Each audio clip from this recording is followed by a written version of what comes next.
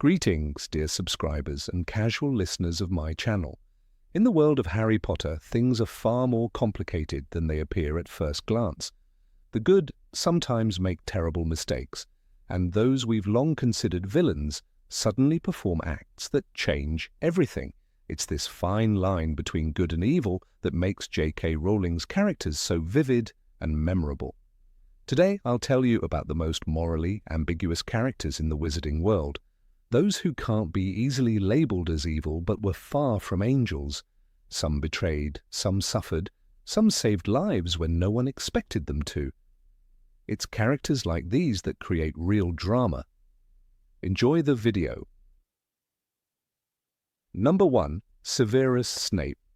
Throughout the series, we saw Severus Snape as a shadow, perpetually bitter, sarcastic, and cruel, a teacher who seemed to live for tormenting Harry Potter. He befriended Death Eaters, despised Gryffindor, and favored Slytherin. Everything pointed to him being a traitor. But in the end, he turned out to be the most loyal man in Harry's life. Everything Snape did, he did out of love for Lily Evans, a love that was bitter, unrequited, and agonizing, yet strong enough to make him betray Voldemort. He saved Harry, protected Hogwarts, and risked his life daily. In the end, he gave all he had to help defeat the Dark Lord. Always, this word became a symbol of complex, self-sacrificing love. Snape was the hero we understood far too late. Number 2. Narcissa Malfoy. Sister to Bellatrix, wife to Lucius, and mother to Draco, Narcissa Malfoy bore the pure blood of the Black family. She was raised to believe Muggles were worthless and Death Eaters were chosen. Her world was built on pride, fear, and power. And yet, when her family's fate was at stake, Narcissa made a choice, not in Voldemort's favor. During the final battle, she stood beside the Dark Lord as he ordered her to check if Harry was alive. She leaned down, whispered to Harry about Draco, and upon hearing he was safe, she loudly lied. "He's dead." That lie saved Harry's life.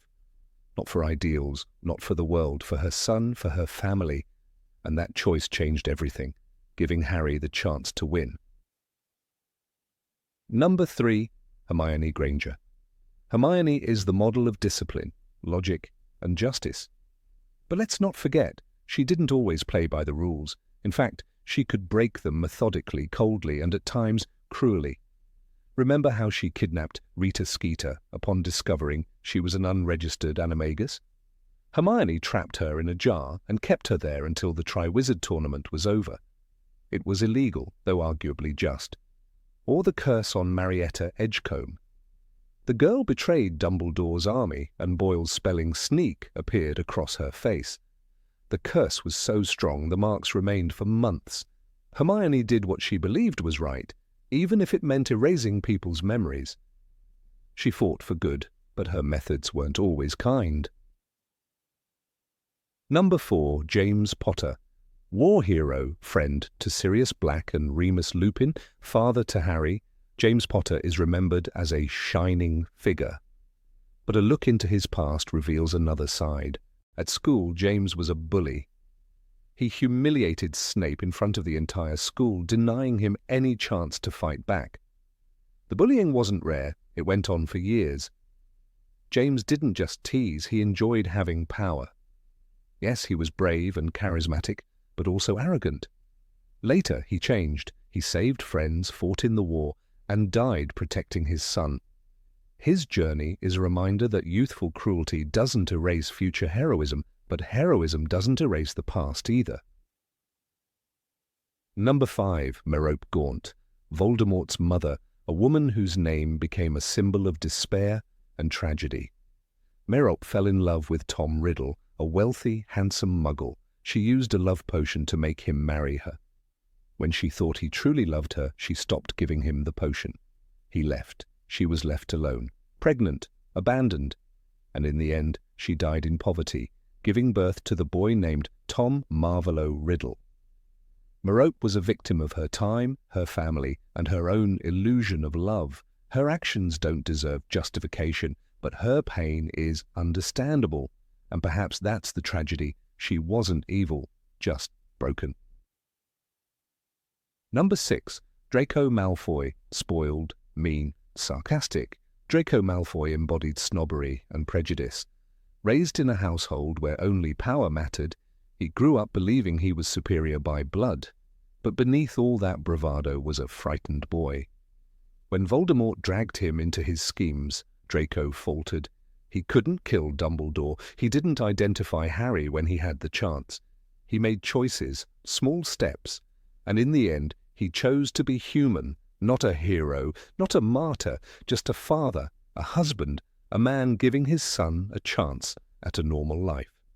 Number 7. Percy Weasley. Percy always craved importance. He dreamed of a career, recognition, influence. That made him a perfect target for the Ministry of Magic when it decided to discredit Dumbledore and Harry. He broke with his family. Called his parents naive, believed Cornelius Fudge's lies. He betrayed those who loved him, not out of malice, but from a desire to be serious, to matter. But when the time came, he came back. He fought in the Battle of Hogwarts. He forgave and was forgiven. Percy Weasley is a reminder of how easy it is to lose your way and how hard it is to find the road back. Number 8. Alastor Mad-Eye Moody.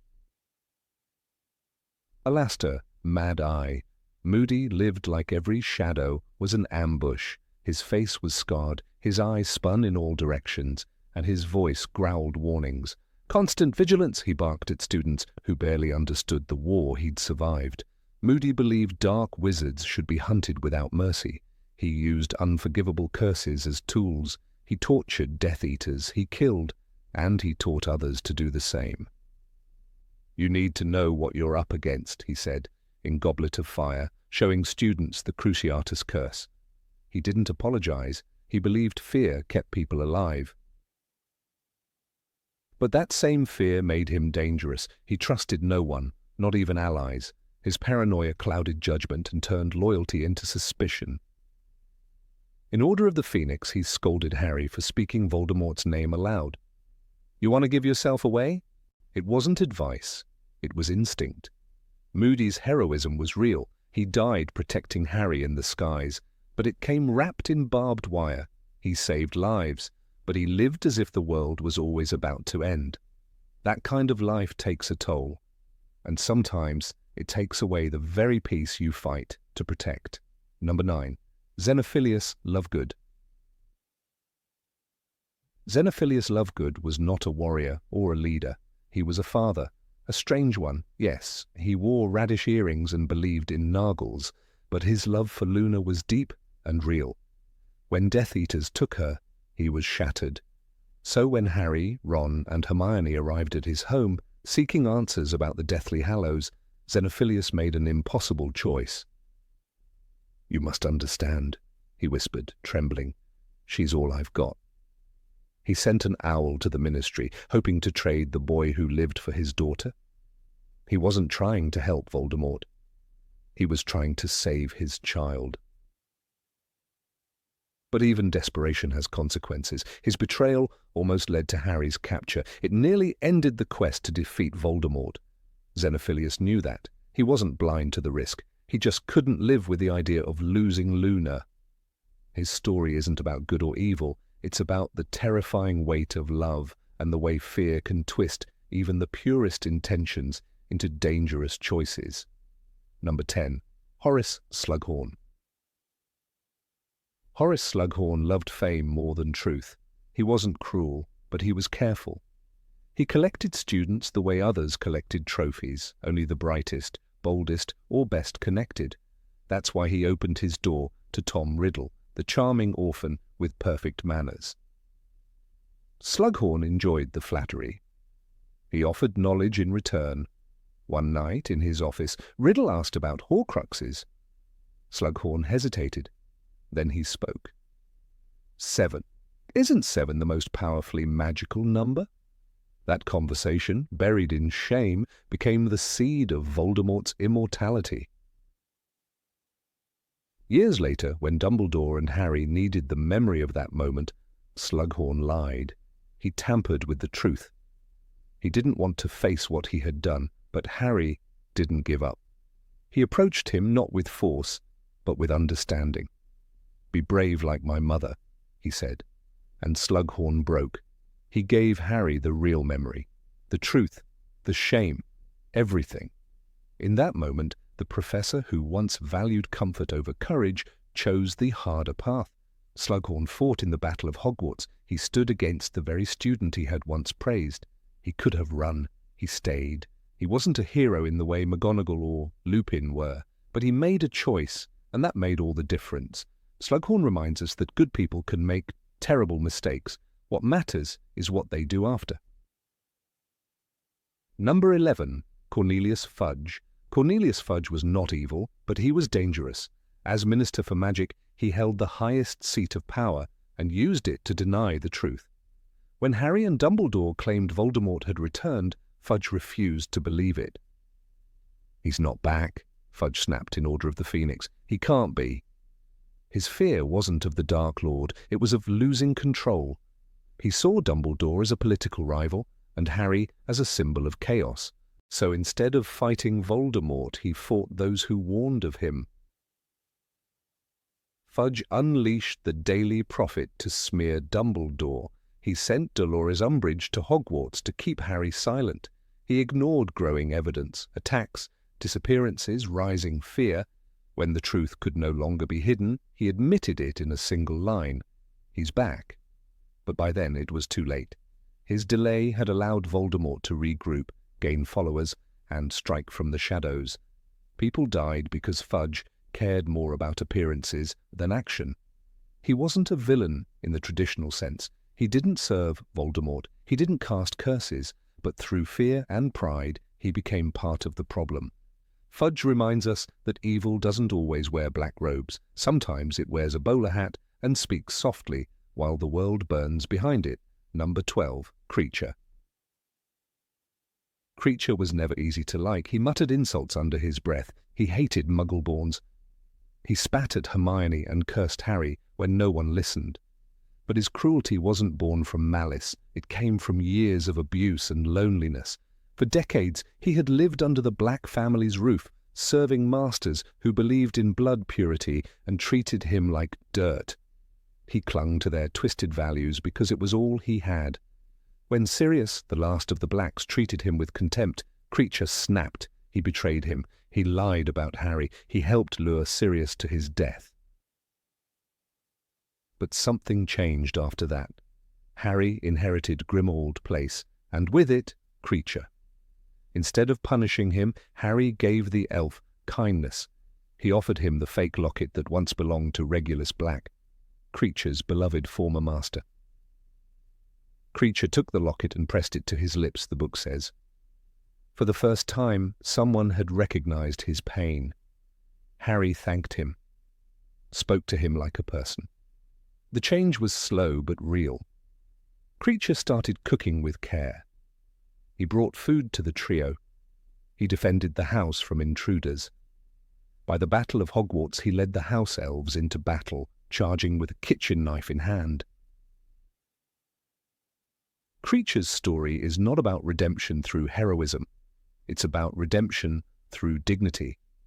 He didn't need freedom, he needed respect. When he got it, he transformed. From a snarling relic of the past into a proud and loyal servant of the future.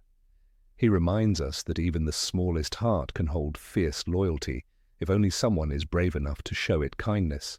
Number 13, Remus Lupin. Remus Lupin was the kind of man students trusted. Gentle voice, worn-out robes, a kind smile hiding deep exhaustion. He was the best defense against the dark arts teacher Harry ever had, but even good men carry heavy shadows. When Tonks told him she was pregnant, Lupin didn't rejoice. He panicked. "I am too old, too poor, and too dangerous," he told Harry. He believed the child would inherit his curse. He feared he would bring nothing but shame and suffering to his family. So he ran. He left her. Harry didn't stay silent. He exploded in fury. "Parents shouldn't leave their kids unless they've got to," he shouted in Deathly Hallows. It wasn't just anger, it was personal. Harry knew the pain of growing up alone. And he wouldn't let Lupin do that to his own child. The words struck Remus like a slap. He realized his fear had made him cowardly, and that love meant staying even when you were afraid. So he went back, to Tonks, to the baby he hadn't yet met, and for the first time in years he stood still. Remus named his son Teddy. He held him once, just once, because soon after he and Tonks both joined the final fight. They died in the Battle of Hogwarts side by side, never returning home, but Lupin died as a husband, as a father, as a man who made the right choice in the end. His son would grow up an orphan like Harry, but not unloved, and not abandoned. Lupin's story is quiet, but it stays with you. A good man haunted by his own nature. A teacher who taught more by choice than by charm. He failed, he feared, he ran. But then he turned back. That's what makes him a hero, not perfection, but redemption. Number 14, Albus Dumbledore. Albus Dumbledore was never just a kindly headmaster. He was a master of long games, of secrets wrapped in riddles. When he left baby Harry on the Dursleys' doorstep, he didn't do it out of love. He did it because it gave Harry magical protection, and because he knew pain would shape the boy into someone who could one day die for others. "It is our choices, Harry, that show what we truly are," he once said. But Dumbledore often chose cold calculation over compassion. He allowed Harry to grow up unloved because he believed it would make him strong. He kept the truth from Harry for years. About the Horcruxes, about the prophecy, about the part of Voldemort that lived inside him. Dumbledore knew Harry would have to die. "You are the 7th Horcrux," he told Snape in the Deathly Hallows, and when Snape recoiled in horror, Dumbledore simply said, "You have kept him alive so that he can die at the proper moment." He didn't look for another path. He trusted that Harry would figure it out on his own. The plan was more important than the pain it caused. And yet, Dumbledore was not heartless. He cried when he spoke of his sister Ariana. He admitted to Harry that power had once tempted him and that it had nearly destroyed him. "I was not to be trusted with power," he confessed. His past with Grindelwald, the dreams of ruling for the greater good, had left scars. So he spent the rest of his life trying to do what was right, even if it meant doing terrible things. He bore the weight of every lie he told, every child he used as a pawn. In the end, Dumbledore was both a hero and a manipulator. He gave Harry the tools to win tea, but never told him the cost until it was almost too late. His brilliance saved the wizarding world. His secrets nearly broke it. He was not the wise old man of fairy tales. He was something far more dangerous, a man who believed the end could justify any means. Number 15, Peter Pettigrew. Of all the traitors who crossed the pages of wizarding history, few are as reviled as Peter Pettigrew. A man remembered not for acts of valor, but for the betrayal that led to the deaths of James and Lily Potter. Yet there is something disturbingly human in Peter's fall from grace, a weakness that does not excuse his crimes, but complicates our judgment. It is easy to call him a coward. It is more difficult to accept that his story might reflect the kind of fear and self-preservation that lies dormant in everyone until the moment of crisis. Peter was not born evil. He was not seduced by a thirst for power, nor was he a believer in pure-blood supremacy. He was simply weak, and in that weakness he became dangerous. Peter's time at Hogwarts foreshadowed the path he would later choose. He gravitated toward strength, not out of admiration, but because he believed it would protect him. James Potter was brave, charismatic, and daring. Sirius Black, rebellious and fearless, walked the school's halls as if he owned them. Remus Lupin carried quiet wisdom and emotional depth. Peter, small and often overlooked, latched onto this group like a shadow afraid of the dark. They called themselves the Marauders, and Peter was included, but never truly equal.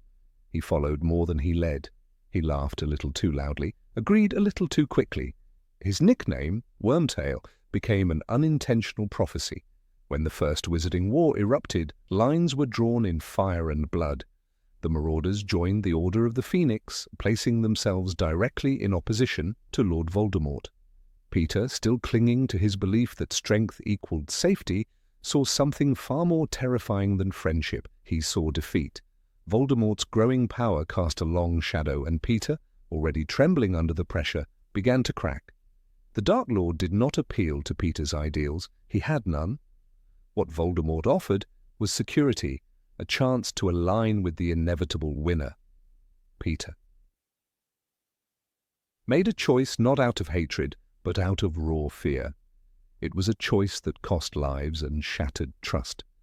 Dumbledore himself recognized the subtle poison of fear in the human soul.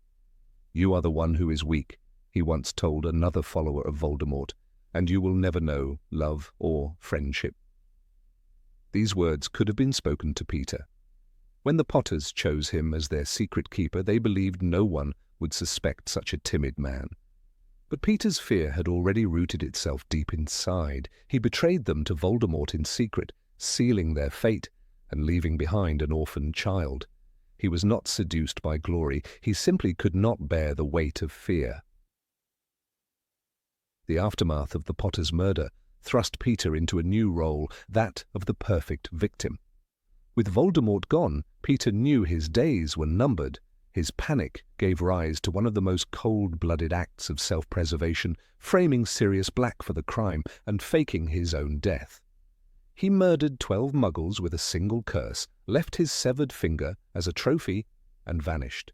He lived as a rat for 12 years, dirty, hidden, always listening. It was not loyalty that kept him near the Weasley family as their pet scabbers. It was survival. For over a decade, Peter watched the world move on. He was there for Ron's childhood tantrums, Molly Weasley's songs in the kitchen, Percy's endless rule-following. He saw love and laughter and chose to stay silent. He lived in fear, waiting. When Voldemort began stirring again, Peter did not hesitate. He fled to Albania to serve the Dark Master who had once protected him. Some might call that loyalty. In truth, it was fear again. Peter returned because he knew what Voldemort did to those who failed him. There was no courage in his return, only dread masquerading as devotion. And yet, the complexity of Peter's character emerges most clearly in his death. When Harry, Ron, and Hermione were captured and brought to Malfoy Manor, Peter was there as the reluctant jailer. He was no longer a rat, but a man again, a man bound by a magical debt he never expected to repay. Years earlier, when Sirius and Remus cornered Peter in the Shrieking Shack, Harry had intervened. He stopped them from killing Peter, arguing, "I'm not doing this for you. I'm doing it because I don't reckon my dad would have wanted them to become killers just for you." That act of mercy, given undeservedly, created a bond. In the language of magic, it was life for life.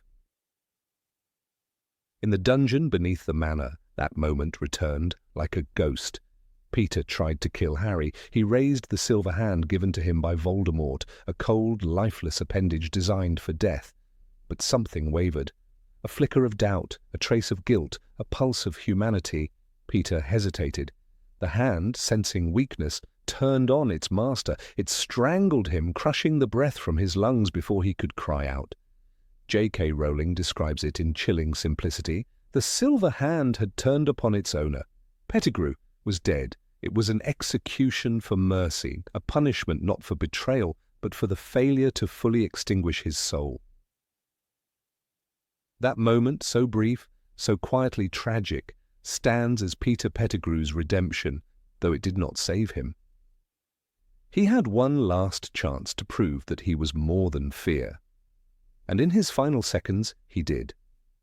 He didn't choose heroism. He didn't rise like Severus Snape, cloaked in sorrow and sacrifice. But he hesitated, and that was enough. It cost him his life, but perhaps preserved a fraction of his humanity. The magical hand, a gift from a master who knew only domination, demanded total obedience. Peter faltered, and in that faltering he found something like freedom. Number 16. Aberforth Dumbledore. Aberforth Dumbledore has always stood in the margins of a grander tale, eclipsed by the legacy of his brother, Albus. But the shadows he walks are rich with meaning. In a world dazzled by brilliance and the allure of great names, Aberforth remains stubbornly human, flawed, grounded, and painfully honest. He doesn't deliver great speeches or lead armies into battle. His presence is more like the quiet creak of a floorboard in a forgotten corridor, subtle, enduring, and impossible to ignore once noticed. His story is one of pain buried beneath cynicism and virtue veiled by indifference. While Albus dazzled the wizarding world with ambition and genius, Aberforth stayed behind to tend to wounds his brother helped inflict. The tragedy of Ariana Dumbledore lies at the heart of Aberforth's character. She was their younger sister, broken in mind and spirit after a brutal attack by Muggle boys. While Albus saw the incident as a starting point for a journey toward power, Aberforth saw it for what it truly was, a moment that destroyed their family. He was never blind to what had happened. He never romanticized it. In The Life and Lies of Albus Dumbledore, Rita Skeeter offers a distorted version of events, but the pain behind Aberforth's truth burns more brightly than any lie. He never forgave Albus for leaving Ariana's care to others. He saw responsibility not as a burden to be avoided, but as a sacred duty. When Albus befriended Gellert Grindelwald and became consumed with dreams of magical supremacy, Aberforth stood against him. It wasn't out of jealousy or resentment, as some might assume, but from a visceral understanding that ambition without conscience is a path to destruction. He recognized Grindelwald's dangerous charisma and refused to be seduced by it. That refusal culminated in a violent confrontation, Aberforth breaking Albus's nose at Ariana's funeral. The fight wasn't about ego, it was grief erupting into fury, a brother mourning not just his sister but the loss of innocence, of trust, of safety. He sacrificed many things but never you, he tells Harry in The Deathly Hallows, a subtle accusation against Albus, who so often sacrificed everything, including family, for the greater good. Aberforth's bitterness is the shell of a man who has seen too much loss and too many broken promises. He doesn't mask pain behind riddles or strategic vagueness. He says what others won't, and not out of cruelty, but because someone must speak the hard truths. When Harry arrives in Hogsmeade near the end of the war, Aberforth doesn't waste time with sentiment. He challenges the narrative. He questions Albus's legacy. He warns Harry that noble quests often come at the cost of the innocent. That's what Albus did, isn't it? Sent you off to do a job he knew was near impossible, with instructions to sacrifice yourself when the time came. His words cut deep, not because they are cruel, but because they are true. And yet, for all his bitterness, Aberforth helps. He doesn't owe Harry anything. He has no reason to risk himself. He could have turned away, as he's done so many times before. But when the time comes, Aberforth becomes a quiet hero. He sends Dobby to rescue the trio from Malfoy Manor and later provides them sanctuary in the Hog's Head. He opens the passage through Ariana's portrait to allow members of Dumbledore's army to return to Hogwarts. He fights in the Battle of Hogwarts. None of it is done for recognition or praise. He acts because it is right, because someone must. In this, Aberforth reveals the depth of his morality. He doesn't dress it up with slogans or ideals. He doesn't pretend to save the world. His ethics are rooted in loyalty, duty, and quiet resistance. He may sneer at the pomp of the Order of the Phoenix, but he never turns away when the moment of need arrives. There's something profoundly moving in the way he shields his vulnerability with sarcasm and detachment. He's a man who has lost everything, yet still offers shelter, still opens doors, literally and metaphorically. His relationship with Albus remains a haunting thread throughout the series. Aberforth never publicly attacks his brother, but neither does he absolve him. In The Deathly Hallows, he reveals to Harry a version of Albus that's painfully intimate, a man torn between brilliance and blindness. He doesn't celebrate Albus's achievements. Instead, he grieves the cost. "Albus was always a bit delicate, you know," he tells Harry, choosing his words carefully. Not out of spite, but out of the exhausted tenderness of someone who has watched a loved one stumble again and again without ever learning to fall with grace. Aberforth's pub, the Hog's Head, is itself a symbol of his character. It's dusty, dimly lit, filled with goats and suspicion, but it's also a place of refuge, of plotting, of last chances. It's where the first meeting of Dumbledore's army is held. It's where Harry finds safety when all other doors are closed. The pub, like Aberforth, is rough around the edges but fundamentally good. It doesn't welcome everyone, but those who find their way there rarely leave unchanged. His love for goats, often played for laughs, is another misunderstood detail. In a life so ravaged by trauma and betrayal, his affection for simple creatures becomes a form of resistance, a clinging to gentleness in a world that has shown him little mercy. The joke about inappropriate charms hides a deeper truth. Aberforth's goats are his family, his comfort, his choice to care when caring has only brought pain. It is a quiet rebellion against the expectations of society, a refusal to be hardened completely by grief. Number 17, Minerva McGonagall. Professor Minerva McGonagall stood in the corridors of Hogwarts like a statue carved from granite, her tartan robes billowing like battle flags and her eyes sharper than any blade in the castle's armory.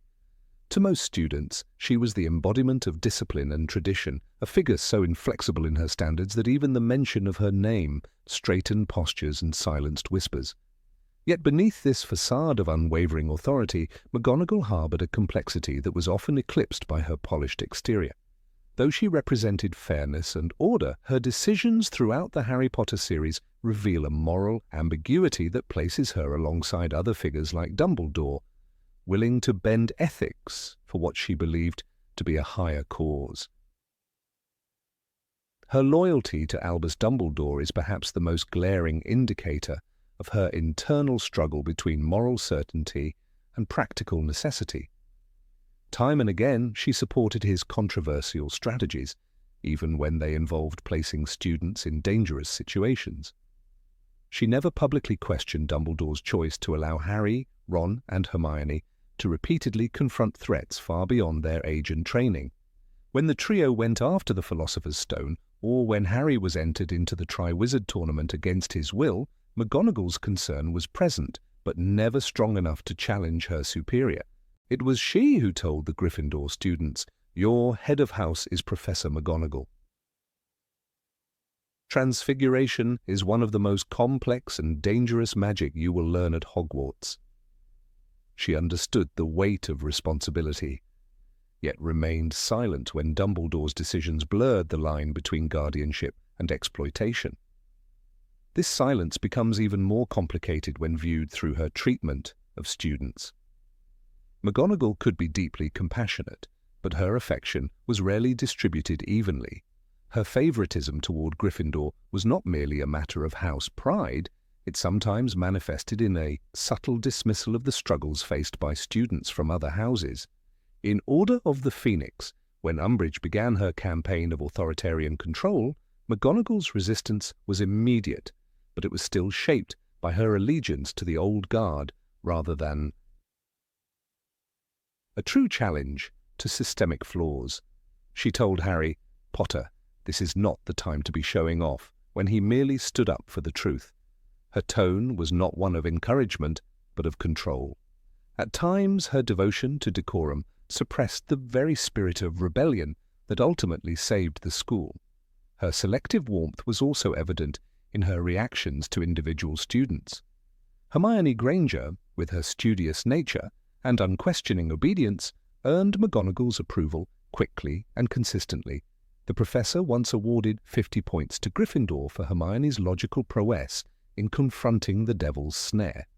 Meanwhile, students who were more impulsive or less academically inclined often received little more than terse correction or disappointed glances. Neville. Longbottom, despite his growing bravery, was frequently underestimated by her, and Sybil Trelawney, her colleague, was openly scorned. McGonagall's unwillingness to entertain perspectives that deviated from her own rationality exposed a rigidity that bordered on intellectual elitism. And yet McGonagall was never a villain. Her dedication to Hogwarts, to the welfare of her students, and to the preservation of wizarding values was unshakable. When Dolores Umbridge sought to dismantle Dumbledore's influence, McGonagall stood as a bulwark of resistance. She bore injuries at the hands of ministry officials who attacked Hagrid and then still returned to her duties without fanfare. In Half-Blood Prince, when the Death Eaters invaded the school, McGonagall took command without hesitation. Organising the staff and students with a general's clarity and a mother's care, she was not a woman seeking glory, but a protector reclaiming her ground.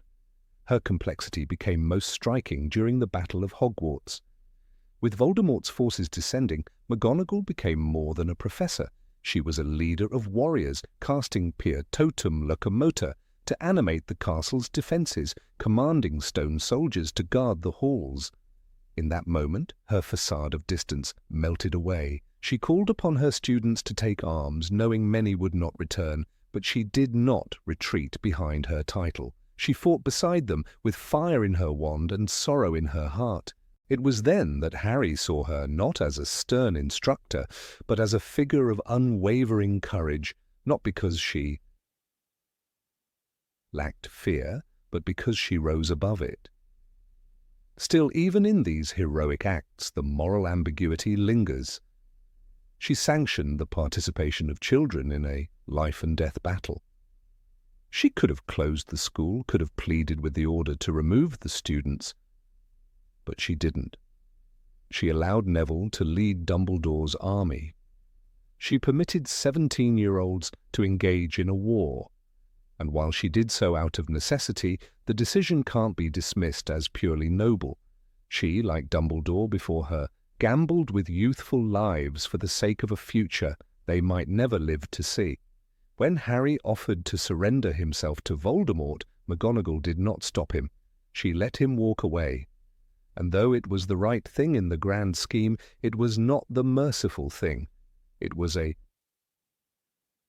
calculated choice, one that aligned with her belief in sacrifice and the greater good. Her views on punishment also reflected this inner conflict. She could be merciless with discipline, yet strangely forgiving when the stakes demanded it. When Fred and George Weasley set off fireworks to protest Umbridge, McGonagall's usual stern demeanour cracked into a hint of approval. She remarked, "I've always wanted to use that spell," when she hexed the Carrows. In these moments, McGonagall's strict morality bent toward rebellion, not because she had changed, but because the rules themselves had become corrupted. Her own sense of justice overpowered institutional dogma. This flexibility, admirable to some, disturbing to others, is what makes her so morally enigmatic. Number 18. Sirius Black. Sirius Black emerged from the shadows of Azkaban not as a healed man, but as a ghost of his former self, etched with memories, regrets, and an unresolved fury that boiled just beneath the surface. Once known for his recklessness as a youth, his time in prison only sharpened his impulsiveness. The Sirius who returned to Harry's life in Harry Potter and the Prisoner of Azkaban was a man dislocated in time. He had missed 12 years of the world changing around him, and worse, missed 12 years of Harry's life, making his connection to the boy a desperate and clinging one, built more on memory than reality. He clutched Harry like a lifeline, seeing in him not only a child needing protection, but a fragment of James Potter reborn. This projection proved dangerous, as Sirius frequently confused Harry's identity. He saw not only his godson, but his best friend's shadow, and even himself. During the events of the Order of the Phoenix, this confusion deepened, driving Sirius to encourage Harry to defy authority in ways reminiscent of the Marauders' rebelliousness. When Harry broke into Umbridge's office to communicate with the outside world, Sirius didn't hesitate to cheer him on. "You're less like your father than I thought. Sirius once said. The risk would have been what made it fun for James. These words weren't meant to wound, but they revealed the extent to which Sirius had blurred the lines between Harry's identity and James's memory. It wasn't a lesson in wisdom. It was a push toward recklessness. He was also emotionally volatile, frequently swinging between affection and anger. His outbursts weren't always fair or proportionate, and sometimes they landed on Harry, who was struggling with his own traumas. Sirius was unable to offer the calm presence Harry needed during times of crisis. When Harry expressed doubts about his connection to Voldemort, Sirius dismissed them too quickly, driven by his own desire to see Harry as strong and fearless. It was less about listening and more about what Sirius wanted to believe. He was not always the mentor Harry deserved. More often, he was a companion seeking solace. Nowhere was Sirius's moral ambiguity more visible than in his treatment of Kreacher, the Black family's house elf. Throughout the Order of the Phoenix, Sirius treated Kreacher with open hostility and disdain, never once trying to understand the creature's worldview or motivations. He called Kreacher a foul little and left it at that, refusing to extend the smallest kindness. This contempt proved fatal. Kreacher betrayed Sirius, leading Harry to a false vision in the Department of Mysteries, which ultimately resulted in Sirius's death. It's easy to blame Kreacher, but it was Sirius's unwillingness to see past bloodlines and resentments that gave the betrayal its roots. In his hatred of his family, Sirius had become blind to the humanity, even in a creature like Kreacher, mirroring the very prejudice he claimed to reject. Sirius's inability to move on from his past was another layer of his moral complexity. He lived at 12 Grimmauld Place, a house he loathed, surrounded by the ghosts of his lineage. Though he fought against the pure-blood supremacy ideology of the Blacks, he could not emotionally escape their influence. Every tapestry on the wall, every portrait, every relic of the family pushed Sirius deeper into bitterness. He drank more, he sulked. He found brief moments of relief in the company of Harry and the Order, but he remained emotionally stuck, a man exiled in his own home. Dumbledore once remarked, "Sirius is trapped in the past." It was more than metaphorical. It was his prison outside Azkaban.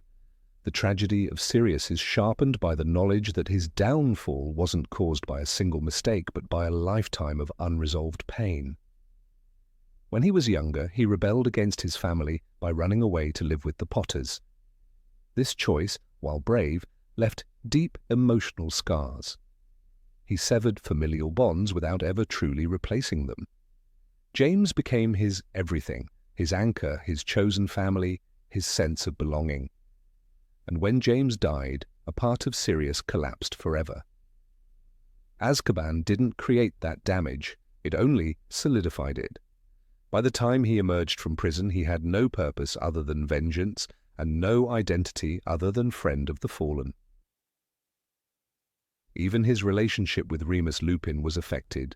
Though they shared a deep history, there was an undercurrent of mistrust. Sirius suspected Remus of betrayal during the First Wizarding War, a suspicion never fully erased. Their camaraderie in the Order of the Phoenix carried the weight of past accusations and fragile reconciliation. There was always distance. Sirius needed loyalty without hesitation, and Lupin, scarred in his own way, was too thoughtful, too cautious. Their friendship, while real, had cooled. Sirius was a man who demanded absolute trust, but was slow to give it in return. His treatment of Severus Snape further reveals his inability to grow beyond teenage feuds. While Snape certainly provoked and returned hostility, Sirius never once sought maturity in dealing with him. During Order meetings, he could hardly mask his sneers, and he often used Harry as a pawn in old rivalries. "You're just like your father," Sirius would say, usually in pride, but sometimes as a challenge. When Harry asked about Snape's loyalties, Sirius scoffed, mocking Snape's involvement in the Order, showing no recognition of Snape's complex, painful path toward redemption. For Sirius, some grudges were eternal. Yet to speak of Sirius only as a man of flaws would be to overlook his incredible acts of courage and sacrifice. He returned to the wizarding world not to hide, but to fight. Despite being a wanted man, he risked everything to stand beside Dumbledore, to offer what little support he could to Harry and the Order. He lived in constant danger, always a step away from being discovered by the Ministry, yet never retreated from the battle against Voldemort. He was brave, loyal, and in many ways still full of love, though expressed in broken, imperfect forms. The night he died in the Department of Mysteries, Sirius showed all his contradictions in full. He fought like a man who had nothing left to lose and everything to protect. When he called Bellatrix Lestrange his cousin, it wasn't with familial nostalgia, but with bitter contempt. "Come on, you can do better than that!" he shouted during the duel, his final words a taunt, a marauder's battle cry. Moments later, he was struck, falling through the veil, vanishing from the world he had tried so hard to rejoin. His death was sudden, senseless, and hauntingly symbolic. He died in action, not as a mentor, not as a father figure, but as a rebel, one who had never fully grown up. The irony is that Sirius, who had always been confined, by family, by prison, by his own mind, found his final freedom only in death. He never got to become the stable adult Harry so desperately needed. He never had time to mend the frayed parts of himself or to fully step into the role of guardian. His efforts were sincere but flawed, coloured by impatience and pain. Yet the love was always there, misguided at times but true. Harry's grief over Sirius was as much for the man Sirius could have been as for the man he was. Dumbledore, in his reflections with Harry, noted that Sirius had a lot of good in him, but was still a man damaged by trauma. This nuance is essential. Sirius wasn't evil, nor was he wholly good. He was a man trying to reclaim a life stolen from him. His fury at injustice was real. His belief in Harry's strength was heartfelt. His failure to see boundaries was not malice, but desperation, trying to relive youth, to rewrite the past through a new generation. He hated the hypocrisy of the wizarding world, especially in its institutions. He distrusted the Ministry, not just for its failure in his case, but for its systemic rot. He warned Harry never to trust blindly, encouraging a kind of independence that could both empower and endanger. This anti-authoritarian streak was admirable in its passion, but risky in its influence on a teenage boy still forming his values. Sirius didn't teach Harry balance, he taught him fire. The presence of Buckbeak, the hippogriff, offered Sirius one of his only comforts. Their shared exile was symbolic. Two misunderstood, hunted beings sharing quiet defiance. When Sirius escaped with Buckbeak, he did so not with triumph, but with resignation. He was alive, but in hiding. The man who had once been the brightest star in the Black family constellation had become a ghost in his own world, haunting the places where his heart had once lived. Even his room at Grimmauld Place stood as a testament to his arrested development. Posters of Muggle girls, Gryffindor banners, and anti-family graffiti revealed a teenager who had never finished rebelling. He preserved that identity, perhaps because he had no other to grow into. Time had frozen for Sirius. Prison halted the progression of adulthood, and when he returned, he clung to fragments of who he once was. In trying to reconnect with the present, he often acted like a boy in a man's body, brave but reckless, loving but lost. Sirius's legacy in the series is powerful precisely because it is not perfect. He is not the wise Dumbledore nor the nurturing Molly Weasley. He is wild, angry, brilliant, broken. He offers Harry something no one else can, the sense of being deeply, emotionally seen. But it comes with risks. Harry's exposure to Sirius's worldview planted seeds of defiance, of mistrust, and of courage too. For better or worse, Sirius's shadow stayed with him. Ultimately, Sirius Black represents the complexity of those who fight for good, but are haunted by personal darkness. He was a loyal friend, a brave fighter, a tragic figure, unable to shed the chains of his past. His life was not a redemption arc fulfilled, but a story of potential interrupted. That is what makes him one of the most morally ambiguous characters in the Harry Potter universe, and one of its most unforgettable. Number 19. Rita Skeeter. Rita Skeeter was never seen carrying a wand in battle, nor standing beside Voldemort, nor participating in any of the known Death Eater raids. And yet, her damage was not measured in curses or corpses. It was measured in public humiliation, broken reputations, and fractured trust. Her weapon of choice was far more subtle, more insidious, a quick quill that twisted facts into fiction faster than most witches could cast a spell. Rita Skeeter belonged to no faction, claimed no political ideology, and rarely showed loyalty to anything but her own ambition. In a world where truth was a luxury and fear was a currency, Rita sold headlines, and the wizarding world bought them. When she first appeared in The Goblet of Fire, Rita had all the flamboyance of a carnival ringleader, heavily bejeweled fingers, acid green robes, and nails so sharp they seemed capable of tearing through reality. Her presence was not just visual, it was ideological. She symbolized a new threat, the media's power to create reality rather than report it. Her article about Harry's experience with the Triwizard Tournament was not just a distortion, it was a calculated move. By portraying Harry as a fame-hungry liar, she did not merely report controversy, she manufactured it. Harry Potter's secret heartache, the headline blared, followed by lies so intricately woven that the reader would struggle to separate fact from fabrication. Rita's greatest strength was her unflinching willingness to exploit vulnerabilities. In Goblet of Fire, she infiltrated private moments using her unregistered animagus form, a beetle, perching invisibly near tense conversations, absorbing secrets like a parasite. She hid in a flower pot to spy on Hagrid, discovering his half-giant heritage, and then weaponized this information in an article that nearly cost him his career at Hogwarts. "Bigfoot or baby," she sneered in the Daily Prophet. The question wasn't whether the public had the right to know, it was whether the truth even mattered. In her hands, it never did. The betrayal felt personal. Hermione Granger, often cool-headed and rational, was so incensed by Rita's invasion of privacy that she conducted a one-woman investigation into Skeeter's illegal activities.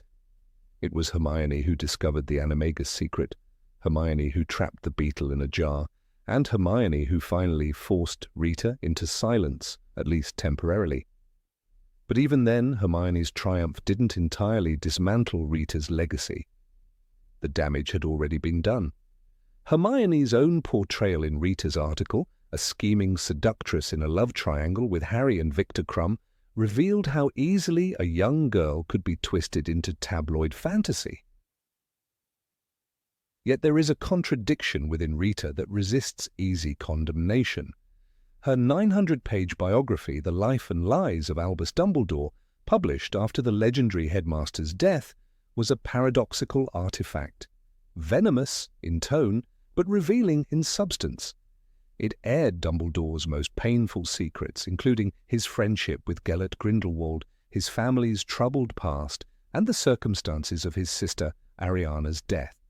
And while her motives were, as ever, self-serving and sensationalist, the information forced Harry to confront a fuller picture of the man he revered. The greater good, as quoted from the biography, was not just a slogan, it was a haunted ideology Dumbledore once believed in. This same book provided Harry with the name of Bathilda Bagshot, led him to Godric's Hollow, and set in motion a chain of discoveries about the Deathly Hallows. Had Rita not dug into Dumbledore's past, would Harry have found the truth? It's an uncomfortable question. It suggests that sometimes even the worst intentions can yield meaningful consequences. In her pursuit of scandal, Rita unearthed truth. Whether she respected it or not is another matter entirely.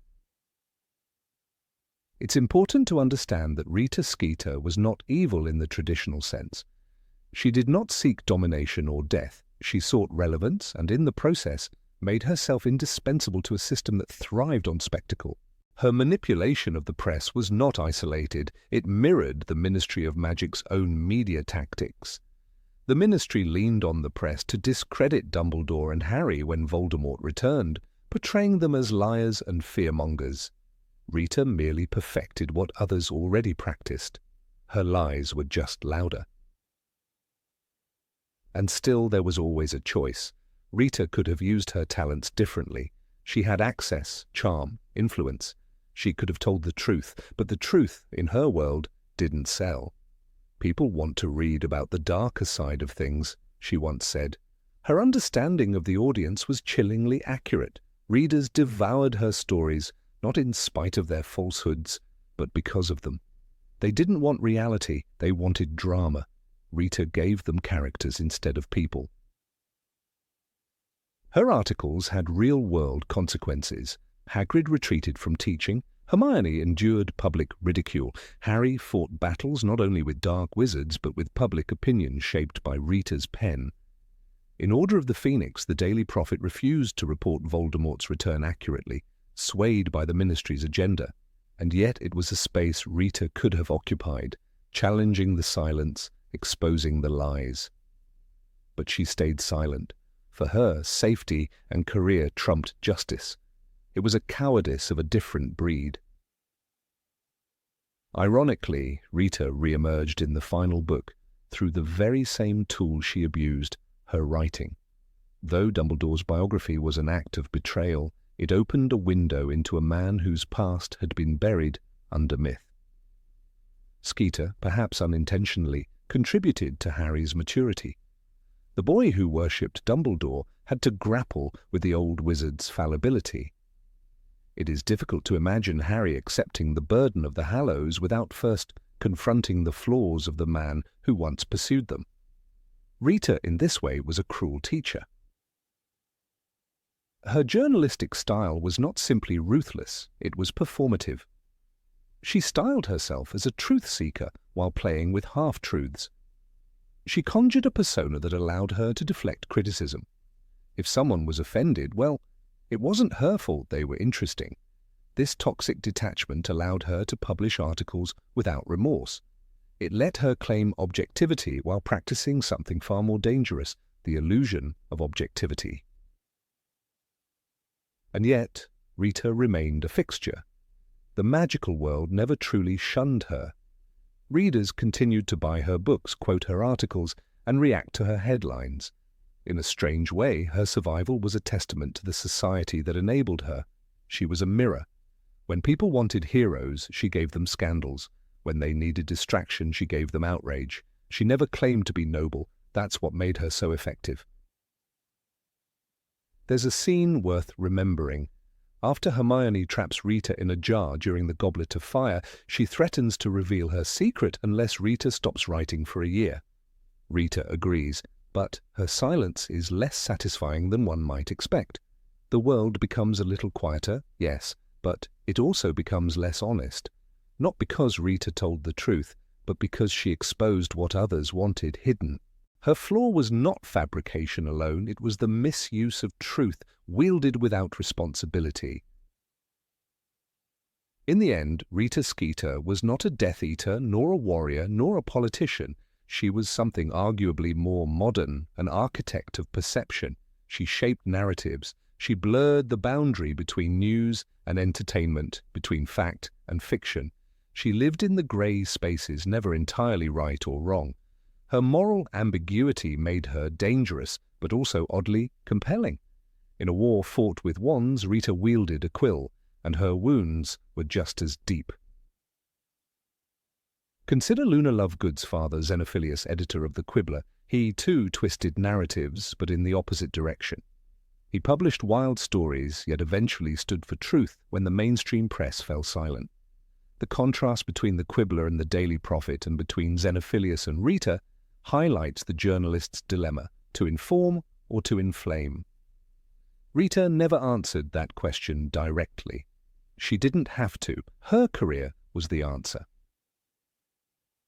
Even after the war ended, there is no indication that Rita ever reformed. She did not publish a mea culpa. She did not change professions. In all likelihood, she returned to her desk, her quill, her readers, unchanged.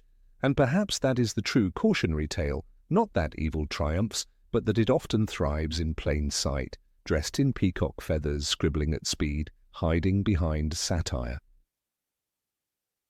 It is tempting to dismiss her as merely comic relief, a caricature of sensational journalism, but to do so would be to overlook the deeper commentary her character offers. She is the embodiment of a system where facts are currency and ethics are optional. She reminds us that the truth can be bent, shaped, and monetized, especially in times of crisis. And in a story about the fight between good and evil, Rita stands off to the side, pen poised, waiting to see which way the wind blows. Number 20, Dolores Umbridge. Dolores Jane Umbridge entered the Harry Potter series not with a flash of dark magic or a cackling proclamation of doom, but with a cough, a pink cardigan, and a smile so tight it seemed like a curse itself. There was nothing immediately sinister in her arrival at Hogwarts in Order of the Phoenix, nothing overtly villainous in her first proclamation as the new Defense Against the Dark Arts professor. But the sense of dread that seeped into the Great Hall that day was not misplaced. For what Dolores Umbridge represented was more dangerous than Voldemort's open war. She embodied the cold tyranny of bureaucracy, a villain cloaked in rules, meetings, and ministry memos, and she believed, with every fibre of her being, that she was doing good. It is easy to hate Umbridge. She was cruel, vindictive, petty, and alarmingly fond of using power to punish rather than protect. But unlike Voldemort, who declared his evil openly, Umbridge dressed hers in lace and teacups. She didn't seek immortality or domination through fear. She sought order, control, and submission to the rules she believed upheld the wizarding world. Her loyalty was not to morality, nor to truth, nor even to justice. It was to the ministry of magic, to its current form, whatever it might be, and to its authority, no matter how corrupt or deluded it became. She took pride in obedience, not understanding. She revered authority, not ethics. When Harry tried to explain that Voldemort had returned, she didn't investigate or even entertain the idea. She punished. Her infamous line, "You know I really hate children telling lies," was delivered not with fire but with frost. In her eyes, Harry's truth was dangerous because it defied official narrative, and to her the narrative was more sacred than reality. Her refusal to even consider the possibility of Voldemort's return was not mere blindness, it was doctrine. What makes Umbridge terrifying is that she believed she was right. Unlike Bellatrix Lestrange, who knew she was a killer and relished in it, Umbridge believed herself a civil servant, a guardian of peace. She wore a bow on her head, decorated her office with plates of meowing kittens, and filled the halls of Hogwarts with ministry decrees, all in the name of protecting the children. But what she protected them from and what she exposed them to were often indistinguishable. "I will have order," she screeched during one of her many clashes with Dumbledore's army. That was her mission, her gospel, not justice, not learning, order. The detentions she gave to Harry are among the darkest moments in the series, not for their magical complexity, but for their chilling simplicity. She forced him to write, "I must not tell lies," using a blood quill that etched the words into his skin. It was not a hex. It was not unforgivable. It was bureaucracy weaponized into sadism. There were no dramatic duels, no death spells, just a teacher, a student, and a quiet room filled with pain. When Hermione gasped upon hearing this method, readers collectively realized they were no longer in the territory of fantastical villainy. They were watching the suffocating logic of authoritarianism unfold in a classroom. There's a reason J.K. Rowling once admitted that Umbridge was inspired in part by a real person. She is grounded in a reality more chilling than any Death Eater's spell. Unlike the Dark Wizard faction who worship Voldemort, Umbridge did not seek to overthrow the system. She was the system. She was what the Ministry looked like when it stopped listening and started dictating. Her role as Senior Undersecretary to the Minister of Magic wasn't just a title, it was a belief system. Cornelius Fudge, in his paranoia and fear, empowered her not because she was brilliant, but because she was obedient. She said what needed to be said, suppressed what needed to be hidden, and smiled while doing it. When Dumbledore's army began secretly training to defend themselves, their greatest enemy wasn't Voldemort, it was Umbridge. She refused to teach defensive spells. She called them unnecessary. She reduced the study of magic to textbook definitions and quizzes, all while removing the very tools students needed to survive the war, inching closer by the day.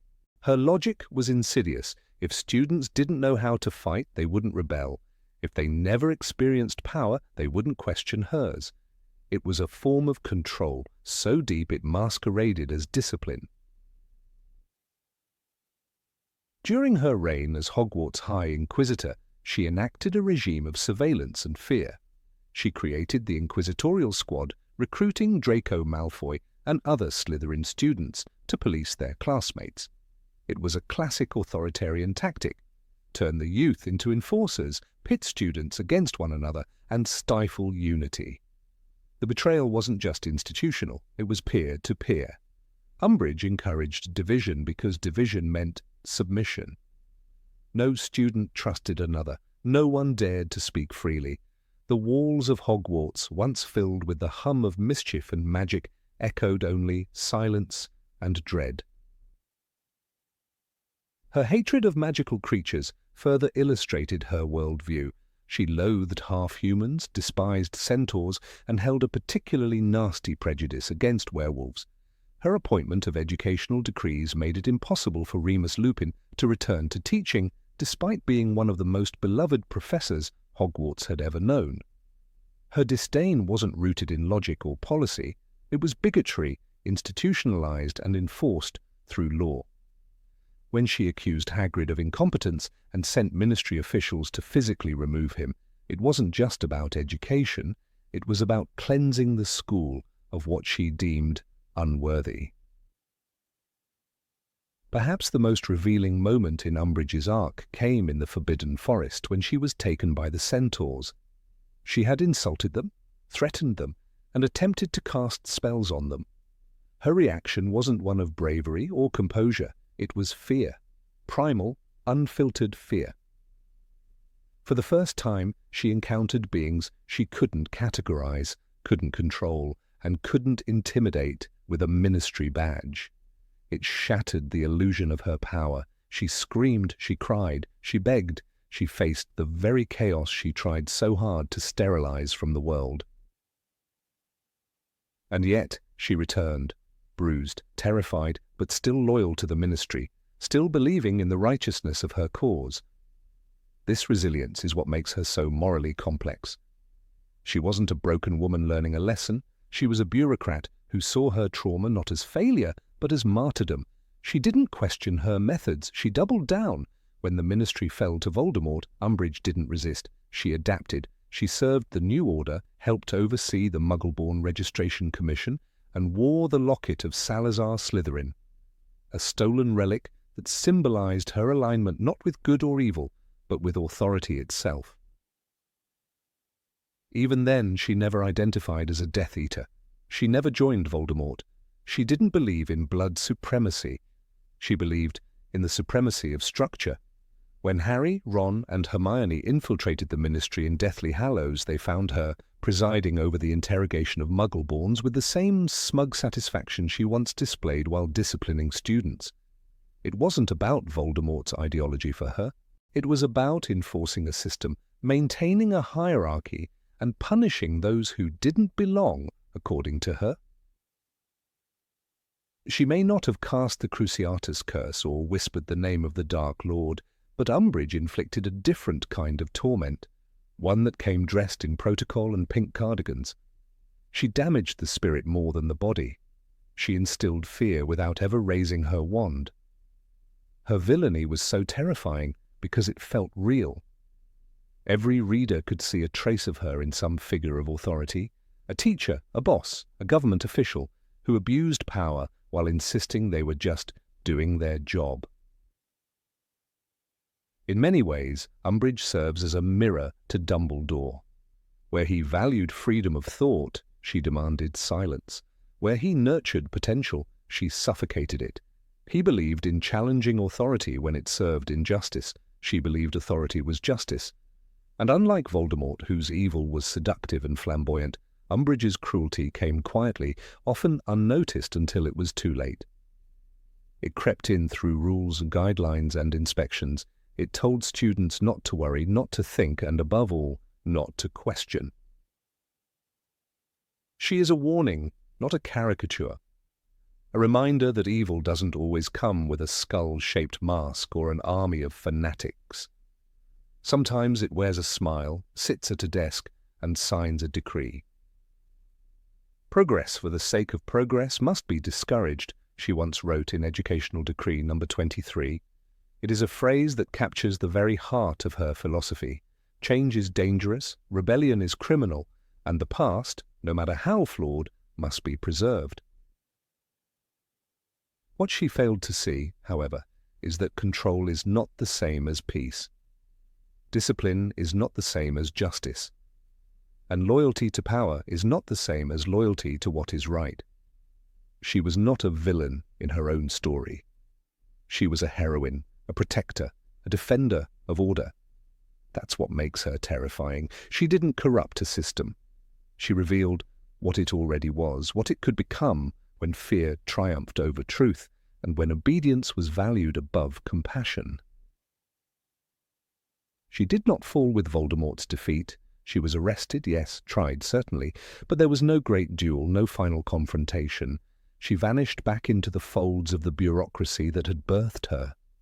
And that, perhaps, is the most unsettling part of her legacy. The idea that there will always be another Umbridge, another voice insisting on silence, another smile hiding a knife, not in the shadows but in the light of law. In the end, Umbridge is not a warning about dark magic. She is a warning about systems, about the kind of evil that comes with clean hands, full paperwork, and a moral compass warped by blind allegiance. She reminds us that the most dangerous villains are not always those who seek to destroy the world, but those who claim they are saving it, and in doing so, make it a prison. Number 21, Lucius Malfoy. Lucius Malfoy stood in the center of the Ministry of Magic, his cane clutched in one hand, his platinum hair impeccable, and his expression cold. But behind the elegant facade, there was a man unraveling. He had once been the picture of aristocratic dominance, a pure-blood supremacist who moved through the wizarding world with practiced disdain. Lucius was the symbol of old wealth, of inherited privilege and sneering superiority. He didn't need to shout to assert control. His name, his lineage, and his alliances spoke for him. And at the heart of those alliances was a dangerous loyalty to Lord Voldemort, a devotion that would later tremble and crack, revealing something more cowardly, more human, and ultimately more tragic. Lucius was a Death Eater not just by ideology but by design. He was the kind of man who wrapped his ambitions in the robes of heritage and custom. His support of Voldemort came not from madness or sadism, but from a cold calculation. Voldemort promised a return to order, to blood purity, and to the dominance of wizards like Lucius over those he considered beneath him. And yet, Lucius's commitment to this cause was never absolute. It lacked the blind fanaticism of Bellatrix Lestrange or the twisted joy of Fenrir Greyback. He was, first and foremost, a self-serving man. And that selfishness, paradoxically, became the fragile seed of his redemption. The fall of Voldemort the first time around saw Lucius slither his way through legal loopholes, claiming he had been under the Imperius Curse, a lie that allowed him to avoid Azkaban. It was a move that revealed much about his character. Lucius Malfoy, for all his bravado, was not prepared to die for his beliefs. He would preach purity, threaten Muggleborns, and fund dark artifacts, but he would not sacrifice himself for the cause. This duplicity is critical to understanding Lucius. He is not a man of principle, but a man of performance. He wore his cruelty like a mask, applying it only when it served his purpose. One of the clearest examples of Lucius's true nature came in Harry Potter and the Chamber of Secrets. It was Lucius who slipped Tom Riddle's diary into the belongings of Ginny Weasley, risking the life of an 11-year-old child to humiliate Arthur Weasley and damage Dumbledore's reputation. This act was not born of loyalty to Voldemort, who at that time was presumed dead, but of personal spite and political ambition. And yet, when confronted by Dobby in front of Harry, Lucius nearly attacked a child in frustration. His elegance gave way to rage. It was a moment that cracked his illusion of control. "You've lost me my servant," he snarled. His fury wasn't at the evil he had nearly caused, but at the exposure of his role in it. He was angry, not about Ginny's possession, but about being caught. Lucius Malfoy's cowardice begins to take clearer form in Harry Potter and the Order of the Phoenix. When he joins the assault on the Department of Mysteries, it is a desperate gamble to retrieve the prophecy for Voldemort. He leads the Death Eaters with cold resolve, but as the battle progresses and the tide turns, we see that leadership begin to crumble. The moment Voldemort fails to obtain the prophecy and Lucius's mission ends in defeat, the Malfoy patriarch loses his place in Voldemort's hierarchy. Bellatrix mocks him. Voldemort grows suspicious, and so begins Lucius's fall from favor, a descent that would strip away his pride and reveal a man wholly unprepared for consequences. In Half-Blood Prince, Lucius is noticeably absent. His failure at the Department of Mysteries lands him in Azkaban. This punishment is not merely symbolic, it is a pivotal shift. The proud Malfoy name becomes a mark of disgrace, and while Lucius rots in prison, Voldemort turns his eyes toward Draco. The Dark Lord assigns a teenager the task of murdering Dumbledore, not because he believes Draco will succeed, but as punishment for Lucius's incompetence. This is the ultimate betrayal. Voldemort weaponizes Lucius's own son against him, and Lucius, who once felt untouchable, learns what it is to be disposable. It is in Deathly Hallows that Lucius's moral ambiguity becomes fully realized. He is no longer the commanding figure in Ministry halls, but a frightened man within his own home. Malfoy Manor, once a symbol of wealth and power, becomes a prison. The family estate is used as headquarters by the Death Eaters, and Lucius can no longer claim authority even within his own walls. His wand is taken, his voice is ignored. He flinches in the presence of Voldemort, who mocks and humiliates him without restraint. And it is here, in the silence and shadows of his crumbling dignity, that Lucius's loyalty finally falters. When Harry is captured and brought to Malfoy Manor, Lucius has a chance to regain favor. Voldemort is hunting Harry. Delivering him would restore Lucius's position. But Lucius hesitates. He asks, "Do you think it is him? Could it be?" His voice is uncertain. His hands shake. He does not rush to identify the boy. His fear is not of Harry, but of what Voldemort will do in his home, in front of his son, in front of his wife. Narcissa watches with cold calculation. Draco stares, silent. The Malfoys are paralyzed by fear, and in that paralysis they begin to fracture.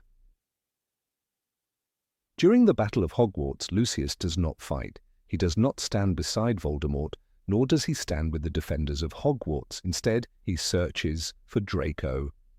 His son is missing in the chaos. Lucius, once so proud, now shoves past allies and enemies alike, driven by one impulse: protect his child. When the final confrontation comes, he is nowhere near the Great Hall. And when the war ends, he does not run, nor does he resist. He simply withdraws. And perhaps that is more damning than anything. The man who once stood tall beside evil does not redeem himself with courage, but merely slinks away from the fire he helped ignite. Lucius Malfoy never repents with words. He never stands before the wizarding world and confesses, nor does he publicly renounce Voldemort.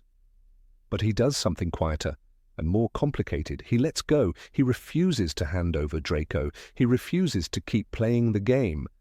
When Narcissa lies to Voldemort in the Forbidden Forest saying Harry is dead, Lucius does not stop her. He does not betray her. He follows her lead, and together they retreat, not in victory, but in quiet surrender. This is the true complexity of Lucius Malfoy. He is not a redeemed man, but a reluctant villain. He never transforms into a hero, but neither does he descend into total monstrosity. He is vain, elitist, and often cruel. But he is also capable of love, particularly for his family. It is not enough to erase his sins, but it does prevent him from becoming irredeemable. He stands on the edge of villainy, never quite falling into darkness, never quite rising into light. It is the tragedy of the coward. He does not rise or fall, he cowers. J.K. Rowling captures this moral limbo subtly. In the final moments of Deathly Hallows, Lucius is depicted not as a defeated villain, but as a tired man. He clutches Draco not out of joy, but out of desperation. They were huddled together like lost souls, the book says. They do not cheer, they do not weep, they merely survive. And for Lucius, perhaps survival is all he ever wanted. It was the only thing he ever truly fought for. His hypocrisy is what defines him. Lucius preached loyalty but fled from danger. He bragged of purity but relied on corruption. He claimed superiority but begged for mercy. And yet the moment that ultimately defines him is not one of treachery, but of restraint. When Voldemort calls for Draco and Narcissa rises to go to the forest, Lucius follows. He does not protest. He does not shout. He simply obeys her silent command. It is not courage, but it is something close to it, the ability to choose family over fanaticism. He is a portrait of weakness, but weakness, in Lucius's case, becomes the path away from evil. It is not an admirable route, it is not noble, but it is real. There are no grand speeches, no last-minute duels, no redemption arcs written in flame and fury, just a slow unraveling. A man who worshipped power realizes that power has no loyalty. A man who craved control discovers that control slips through trembling hands. A man who sneered at compassion finds that it is his only refuge. In the epilogue of Deathly Hallows, Lucius is absent. Draco stands alone with his own child, a ghost of his father's arrogance still clinging to his posture. But Lucius is not there. Perhaps he remains in the manor, a relic of a darker time. Perhaps he no longer attends public events. Perhaps the man who once believed himself untouchable finally understands what it means to be forgotten. And in that absence there is a strange kind of justice. Lucius Malfoy reminds readers that villainy does not always come with fire and blood. Sometimes it comes with silence, with careful words, with elegant cruelty. And sometimes redemption is not earned through heroism, but through the choice to stop. Lucius chose to stop. He did not redeem himself, but he chose his son. And in a world where evil demands sacrifice, choosing your child over your master may be the quietest and rarest act of rebellion. Number 22, Harry Potter. Of all the characters that inhabit the magical world of Hogwarts, few stand under a brighter spotlight than Harry James Potter. Revered as the boy who lived with the marked by the lightning bolt on his forehead and the prophecy that shaped his destiny, he is often painted as the unwavering hero in a world of dark and light. Yet, beneath the celebrated icon lies a far more intricate portrait, a teenager burdened by trauma, anger, doubt, and, most compellingly, moral ambiguity.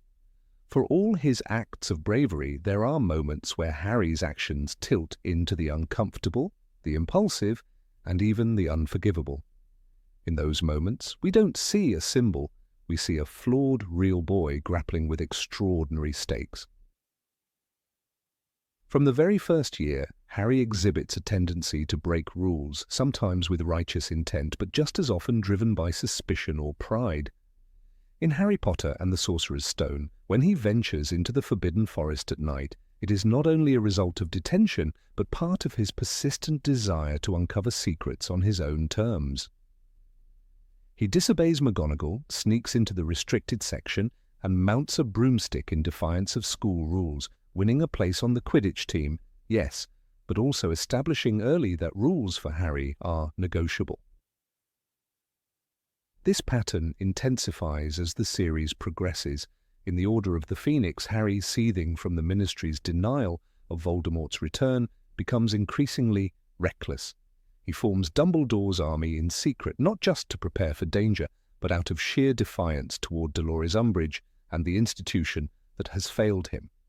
"You're a fool, Harry Potter, and you will lose everything," Umbridge hisses, not entirely wrong.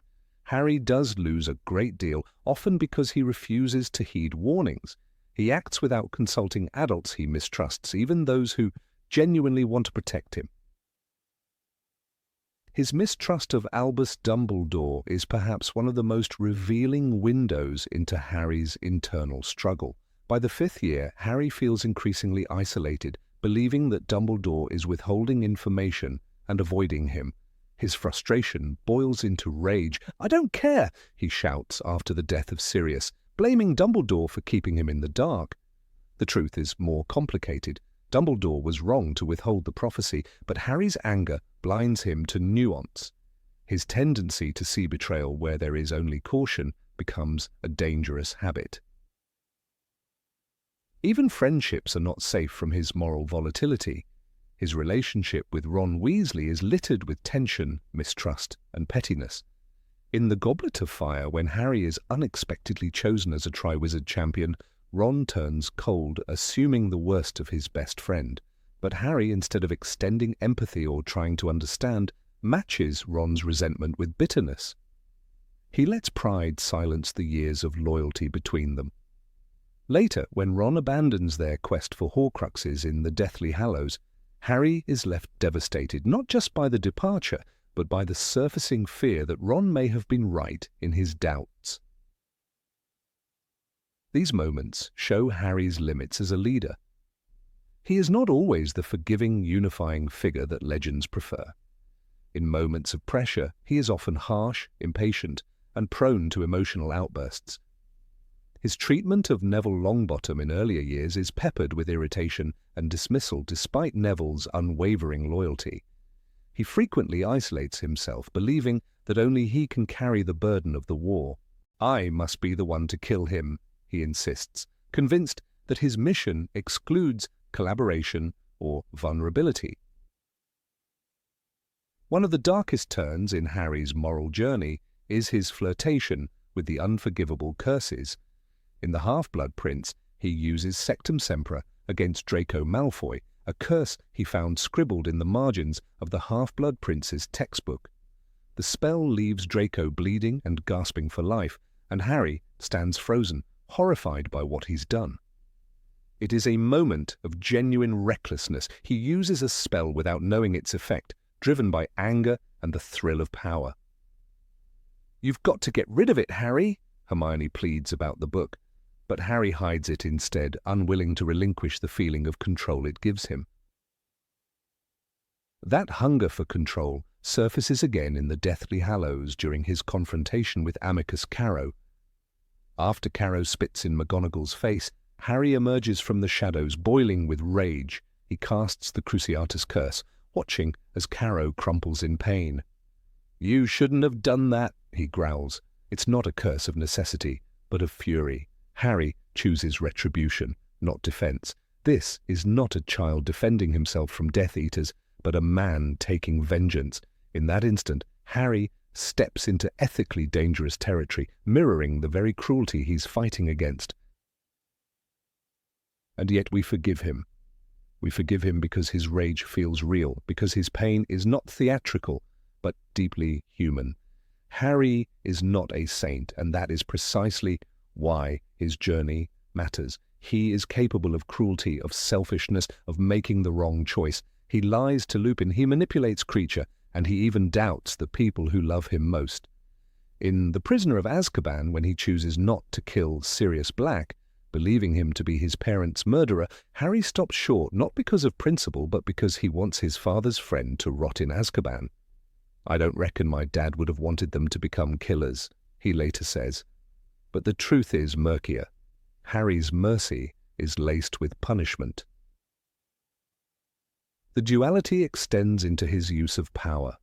Time and again, Harry is given influence and responsibility, but he approaches both with discomfort. As the chosen one, he is reluctant to lead. As a member of Dumbledore's army, he teaches but doubts his own wisdom. In The Half-Blood Prince, when offered the Felix Felicis potion, he chooses to give it to Ron before a Quidditch match, manipulating the team's outcome through perceived confidence rather than honesty. It is a subtle deception, but a deception nonetheless. Harry uses psychology, not truth, to control events. Even his relationship with the Hallows is steeped in temptation.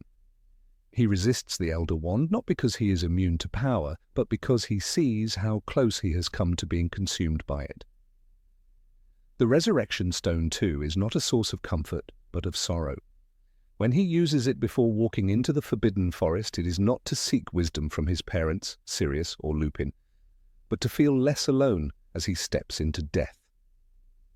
"Stay close to me," he whispers, not a command, but a plea.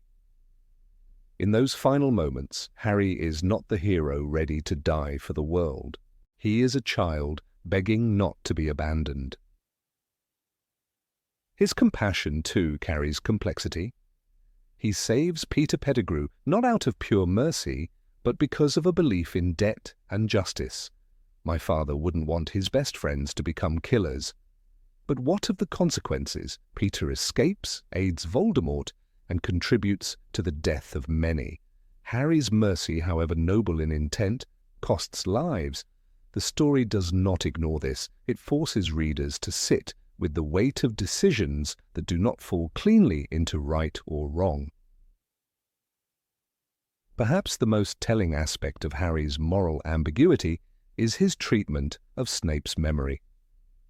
After learning the truth that Snape was acting under Dumbledore's orders, motivated by his love for Lily, Harry chooses to name his son after the man who made his school years hell. "The bravest man I ever knew," he tells Albus Severus. But this forgiveness feels rushed, almost revisionist. Snape's cruelty, his favoritism, his contempt for students like Neville or Hermione, none of it is erased.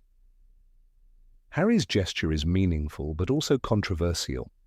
He rewrites a legacy not from clarity but from gratitude mixed with guilt. The journey Harry takes is never about perfection. It is about confronting the ugliest parts of himself, acknowledging them, and still choosing to fight for what he believes in. He is not guided by moral purity, but by fierce loyalty to those he loves. When Dobby dies in the Deathly Hallows, Harry digs the grave by hand. He does not use magic, not because he mustn't, but because he chooses to honor the elf with pain and humility. It is a quiet act, uncelebrated but deeply moral. In that moment, Harry doesn't need a wand to be powerful. His grief, his humanity, speak louder than any spell. Time and again, Harry sacrifices his sense of safety, even his happiness, for the greater good. But these sacrifices are laced with bitterness. He doesn't forgive easily. He does not always understand mercy. He lashes out when cornered. "I'm not going home," he says before leaving the burrow. Not really. His entire life becomes a march toward a destiny he didn't choose, burdened by expectations he never asked for. His choices are his own, but they are made under pressure, in fear, and sometimes in defiance of the very ideals he's supposed to represent. The complexity of Harry's moral compass is perhaps best captured in how others perceive him. To Voldemort, he is a symbol of rebellion. To the Ministry, a threat to order. To the public, a legend. But Harry is none of those things to himself. He is a boy who saw his parents die, who lived in a cupboard, who made friends and lost them, who was chosen by fate but often wished to be ordinary. The real Harry is not on chocolate frog cards or in history books. He is in the silences, the stumbles, the mistakes, and that, more than heroism, makes him worth remembering. For in the end, Harry's greatness lies not in the battles he won, but in the choices he made despite his flaws. He casts the Cruciatus curse and regrets it. He lies and suffers for it. He doubts his mentors and still mourns them. He is not pure, not perfect, but profoundly human, and it is that humanity, that endless dance between fear and courage, anger and love, that turns the boy who lived into the man who chose to live well. Number 23, Bartemius Crouch Sr. Barty Crouch Sr. walked through the Ministry of Magic with the rigid precision of a man who believed in rules more than people. His shoes struck the stone floor like a judge's gavel, each step a verdict. In the aftermath of Voldemort's first rise to power, he rose to prominence not through charisma nor kindness, but through unwavering loyalty to order. He was not a warm man. He was the Ministry's weapon against chaos, and like all weapons, he became sharper the more he was used. As head of the Department of Magical Law Enforcement, he passed sentence with a coldness that even Alastor Moody found excessive. It was said that Crouch authorized the use of unforgivable curses against suspected Death Eaters, a decision born not from hatred, but from his blind belief that justice meant victory at any cost. When Bellatrix Lestrange and her accomplices tortured Frank and Alice Longbottom into madness, it was Crouch who ensured their fate. The trial was not a calm proceeding.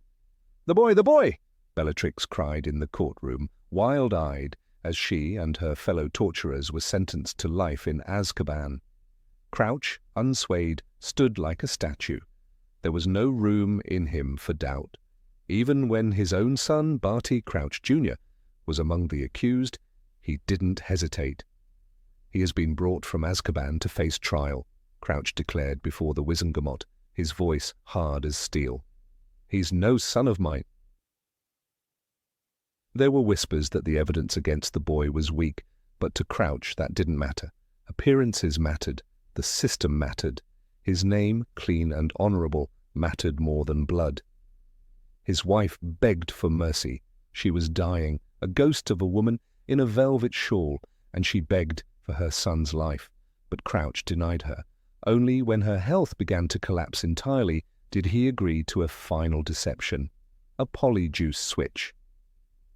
The real Barty Crouch Jr. escaped Azkaban in silence, replaced by his mother, who died in the prison bearing her son's name. Crouch's decision wasn't rooted in forgiveness. It was a concession to grief, not justice. But even this secret mercy came too late. He had already executed the symbolic death of his son in the eyes of the world. He had traded love for control, and the price would come back to haunt him. To many, Crouch remained a symbol of resolve. In a world cracked by war, he offered consistency. He believed in justice not as a human virtue, but as a mechanical function. There were no shades of grey in his courtroom, only guilt and innocence, sorted as neatly as ministry paperwork. He did not see that in purging the world of cruelty, he had carved cruelty into himself. His smile was rare, his voice sharp, his eyes devoid of softness. He had become what he most feared, a man who could not tell the difference between justice and vengeance. His fall from grace began subtly. After Voldemort's defeat, Crouch expected recognition. He dreamed of the minister's office, of honours and praise. But the public saw not a hero, but a man who had used the same curses as the criminals he had condemned. His methods, once celebrated, were now questioned. He was reassigned to the Department of International Magical Cooperation, a demotion dressed as diplomacy. To Crouch, it was a humiliation. He buried himself in regulation, appearing at international events with rehearsed smiles, trying to hold together a crumbling legacy. When the Triwizard Tournament came to Hogwarts, it was Crouch who represented the Ministry. But he arrived already broken. His mind had started to slip, hollowed out by guilt, secrecy, and the enchantments placed upon him by his own son. Barty Crouch Jr., thought long dead, had returned in disguise, fueled by resentment and Voldemort's dark will. He placed his father under the Imperious Curse, kept him hidden like a relic, shuffling through the woods near the school, muttering to himself. "My son, my son." Crouch had become a ghost long before his death. When Harry Potter encountered him near the Forbidden Forest, Crouch was a shell. "I've done stupid things," he whispered, his voice a crackling memory. But by then it was too late for redemption. His body, once upright and firm, trembled with confusion, his sentences fractured. The man who had once brought the full weight of the ministry upon the guilty now wandered like a mad prophet, unseen and forgotten. His final attempt to warn Dumbledore was thwarted. Before he could speak the full truth, he was killed by his son, the very person he had tried to erase. There was a tragic symmetry in it. The man who valued justice above kin had been undone by that very kin. Crouch Jr. did not forgive. He did not forget. He wore Mad-Eye Moody's face, walked through Hogwarts halls as a professor, twisted the sacred duty of teaching into a manipulation. He ensured Harry Potter's name entered the Goblet of Fire. He shaped the course of the tournament to deliver Harry to Voldemort. And all the while his real father sat bound, forgotten, lost in his own house, fed like a prisoner. The father who had chosen justice over love became the prisoner of a son who chose revenge over everything else. Crouch's story forces a confrontation with a darker truth, that in fighting monsters, one may become one. His unflinching policies against the Death Eaters mirrored their own ruthlessness. The difference was only in purpose, not in method. He justified his severity as necessity. He did not torture for pleasure as Bellatrix did, but the pain inflicted was the same, the fear, the despair, identical. He sought peace through domination, not mercy. He could not see that fear-based justice corrodes from within. Dumbledore once warned, "You cannot bring about peace by force." Crouch never heard that warning, or perhaps he did, and dismissed it. In the wizarding world's great tapestry, he was a stitch out of place, too rigid, too cold, incapable of bending, and so he broke. He never understood that justice must have room for doubt, for empathy, for humanity. His story is not one of villainy, but of moral collapse. His intentions were noble, his love for order was genuine, but he pursued it with such fervor that he lost the ability to see the human cost. Even his house elf, Winky, suffered under his commands. She begged to care for her master, who was imprisoned in his own home, but Crouch, fearing exposure, dismissed her when she failed to control his son at the Quidditch World Cup. "This means clothes," Winky sobbed, disgraced. To Crouch, appearances were worth more than loyalty. The elf who had served him faithfully was thrown aside like a broken wand. His own humanity had eroded to the point where even the bond between servant and master, sacred in elf tradition, meant nothing. Dumbledore's words echoed again. "You fail to recognize that it matters not what someone is born, but what they grow to be." Crouch grew into a cautionary tale. He was not evil in the way Lucius Malfoy was, nor fanatical like Bellatrix. He believed himself righteous. That is what makes him dangerous. His certainty, his absolute belief in the system, made him blind to its failures. He trusted that the ministry could not err. That belief cost him everything. It led him to sacrifice his son, deceive the public, imprison innocents, and ultimately fall into the same shadows he once fought against. His body may have rotted beneath a tree in the Hogwarts grounds, but his story lingered like smoke after a fire. When the war resumed, no one spoke of Barty Crouch Sr. The ministry buried his name along with his corpse, but the lessons remained. Kingsley Shacklebolt, later Minister of Magic, reformed the system that Crouch had once commanded. Trials required evidence. Mercy was not seen as weakness. The ministry learned that justice must be fair, not just forceful. Crouch had laid bare the cost of ignoring that truth. His legacy, while not honored, shaped the path forward. In the end, he became the embodiment of the moral ambiguity that war creates. He was both protector and persecutor. His enemies feared him, his allies doubted him, His family broke under him. His tragedy was not in his fall, but in his refusal to see the cracks forming long before he fell. He was not a man open to correction. He lived by principle and died by it. The image he presented to the world was polished, unyielding, but beneath it was a man eaten by regret, a father haunted by a name he refused to speak. Crouch's life was a parable of extremes. He punished without reflection, trusted institutions over people, and paid the ultimate price. He reminds us that law without compassion becomes tyranny, that order without love becomes cruelty, that the line between hero and villain is not as clear as we wish it were. He fought against the darkness, but he brought shadows with him. Not because he wanted to, but because he believed he was right. That belief can be more dangerous than malice.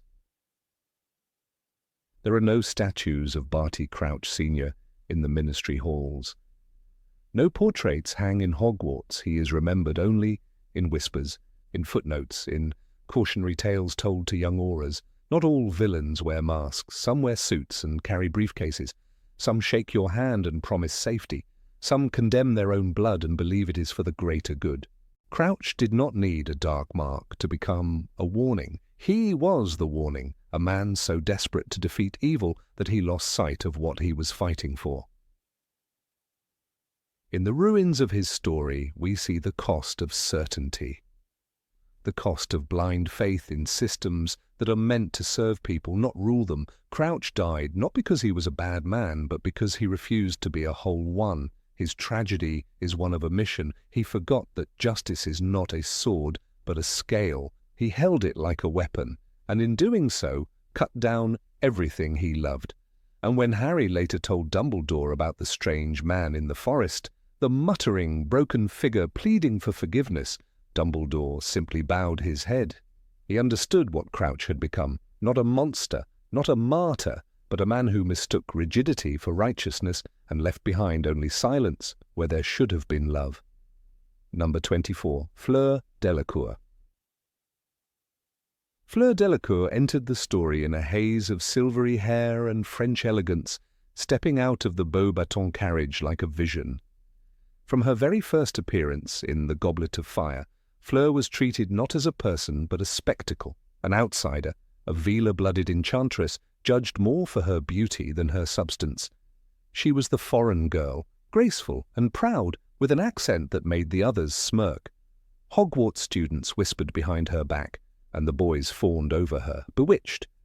But beneath that polished surface, beneath the silk and perfume, was a woman who would come to defy every expectation, not by dramatic speeches or grand heroism, but by quiet acts of loyalty and unshakable love.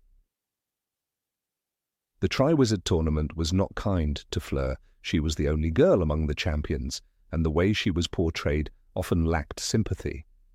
While Cedric Diggory was seen as the fair hero and Victor Crumb the brooding celebrity, Fleur was frequently dismissed as weak.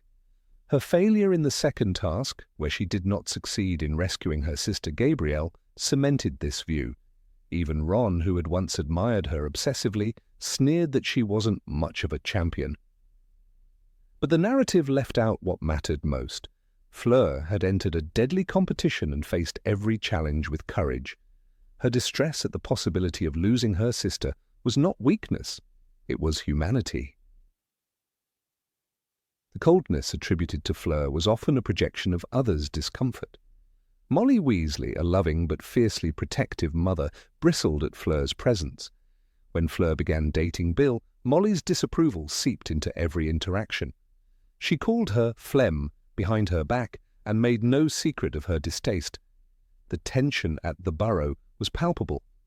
Ginny echoed her mother's resentment, accusing Fleur of being shallow and self-absorbed. Yet Fleur, aware of the hostility, never retaliated. She simply stood her ground, holding her chin high, never demeaning herself to win favour. This quiet resistance, so often overlooked, was her first rebellion against the caricature others had drawn. The turning point came on the day of tragedy, when Bill was mauled by Fenrir Greyback. The attack left him scarred and disfigured. Molly, in an attempt to shield Fleur from disappointment, implied that perhaps the engagement should be reconsidered, but Fleur, with her pride fully intact, delivered one of the most honest and powerful lines in the series. "What do I care how he looks? I am good-looking enough for both of us, I think." In that moment, she shattered every presumption about her. The shallow French girl vanished. What stood in her place was a woman of fierce devotion, unwilling to let her love be reduced to appearances. This single moment, though brief, resonated with a deeper truth. Fleur's love for Bill was not based on his status as a curse-breaker for Gringotts or his previously handsome face. It was love tested by trauma, not fantasy. Her reaction demonstrated emotional strength far beyond the romantic ideal. She wasn't trying to be accepted, she was simply being herself, unapologetically so. This strength did not roar, it radiated. She did not need others' approval to validate her feelings. That quiet certainty, so rare among the more volatile characters in the series, marked her as someone morally steadfast, even when misunderstood. Later in Deathly Hallows, Fleur's strength continued to surface, quietly but unforgettably. At Shell Cottage, she opened her home to Harry, Ron, and Hermione at great personal risk. Voldemort's forces were hunting them, and any association with them was a death sentence. But Fleur did not hesitate. While others hid or fled, she remained firm. She cooked for them, offered a bed, tended to Ollivander and Griphook, and did so without asking for praise. There were no grand declarations, just hospitality and grace. She was the backbone of that sanctuary, turning it into a refuge at a time when the world was collapsing. This care extended beyond domestic kindness. In choosing to marry Bill to live in England to fight alongside the Order of the Phoenix, Fleur had made a choice of allegiance. It was not her war, not her country, and not her burden, but she carried it nonetheless. Her presence in the Battle of Hogwarts solidified this. She fought, wand in hand, defending a school and people that had once regarded her with suspicion. In the Deathly Hallows, as Voldemort's forces crashed through the walls of the castle, Fleur stood among those who had been truly tested. She had no prophecy tied to her, no hero's arc, but she fought because it was right. And that matters more than the prophecy ever could. Fleur's moral ambiguity is not in acts of cruelty or betrayal, but in the way she is perceived. She never wavers in her choices, never compromises her integrity, yet she is often seen through a lens of dismissal or ridicule. Why? Because she doesn't bend to the expected mold. She doesn't seek approval. She doesn't sugarcoat her words or downplay her confidence. She isn't English, she isn't humble, and she isn't afraid to be seen as too much. These are not flaws, but they challenge the narrow definitions of female goodness within the series. In many ways, Fleur threatens the comfort zones of other characters, especially women who struggle with her unapologetic self-assurance. It is telling that Fleur's Veela heritage is constantly used as a weapon against her. Even Hermione, in a rare moment of insecurity, mocks Fleur for her allure. The association with Veela, creatures known for their dangerous beauty, casts a long shadow. It becomes easy to blame Fleur for the way others react to her. But that is precisely the injustice. She is punished for her heritage, for her looks, for her confidence. As a result, her real qualities, her bravery, loyalty, compassion, are obscured by a fog of envy and prejudice. The tragedy is not Fleur's character, but how others fail to see her. Even among the Order, Fleur is not always taken seriously. Characters like Tonks or Molly embody more accessible forms of heroism, quirky, maternal, openly emotional.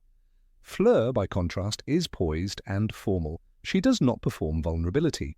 Yet when Bill is wounded, her grief is just as deep. She simply expresses it differently. Her devotion is not noisy but absolute, and this subtlety, this refusal to dramatize, is often mistaken for detachment. But true strength, Fleur teaches us, is not always loud. Sometimes it is elegant, composed, and still unbreakable. The wedding scene in Deathly Hallows marks another essential moment. Despite the tension with the Weasleys, Fleur handles the day with dignity and warmth. She wears her ancestry with pride, incorporating French traditions, her mother's dress, her own culture. She doesn't assimilate into the Weasley mold, she adds to it. She doesn't lose herself to please others. The fact that Molly and Ginny eventually warm up to her is not because Fleur changes, but because they learn to see her more clearly. And this evolution of understanding speaks not to Fleur's transformation, but to their own growth.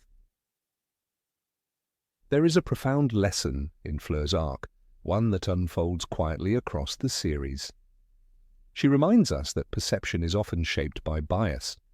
The assumptions about her character, vain, superficial, aloof, are projections.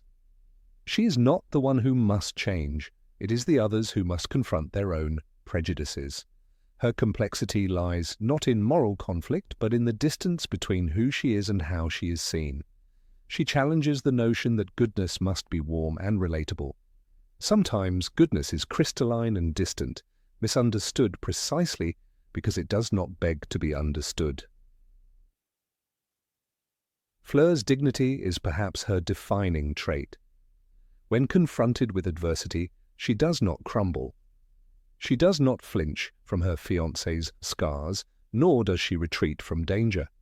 She carries herself like royalty not because she seeks attention, but because she was raised to value grace under pressure. In war, in love, in exile, she remains poised. Her behavior in Shell Cottage, in hosting fugitives and caring for strangers, is not something the teenage Fleur could have imagined, but she grows into it, not by becoming someone else, but by allowing her deeper self to emerge.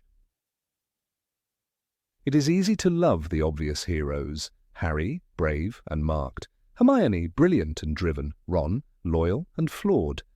But characters like Fleur demand more of the reader. They ask us to look beyond the surface, beyond the easy laughs or assumptions.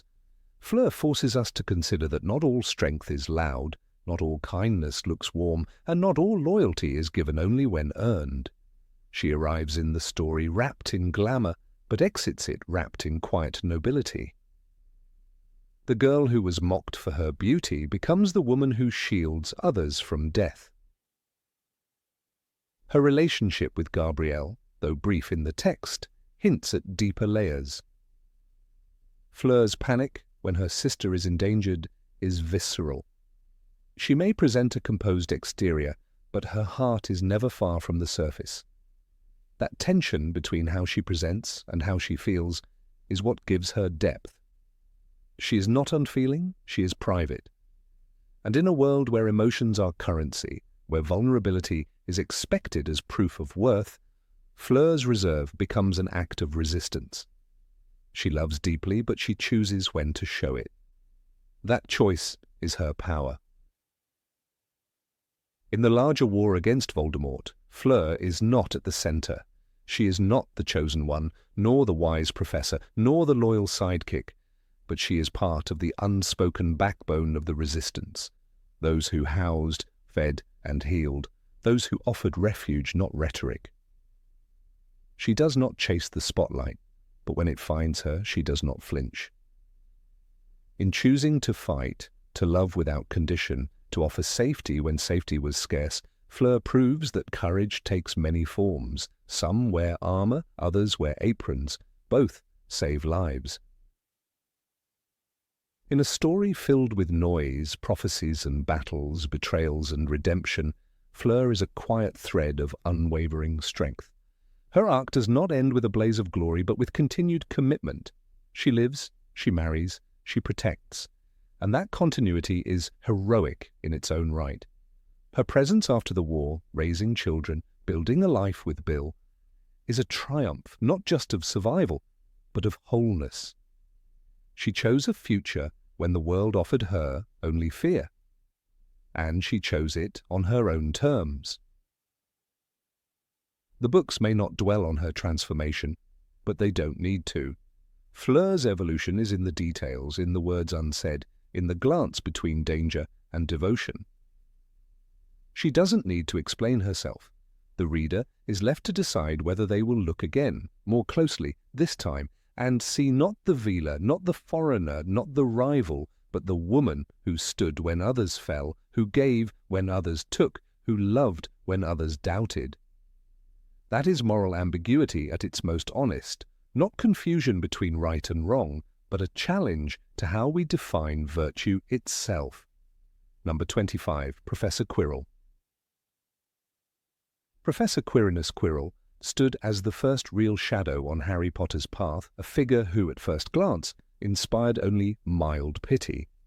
He was stammering, timid, and frail, with a nervous twitch that made his students exchange amused glances rather than fearful whispers. The very idea that he might pose a danger seemed laughable in the early chapters of Harry Potter and the Philosopher's Stone.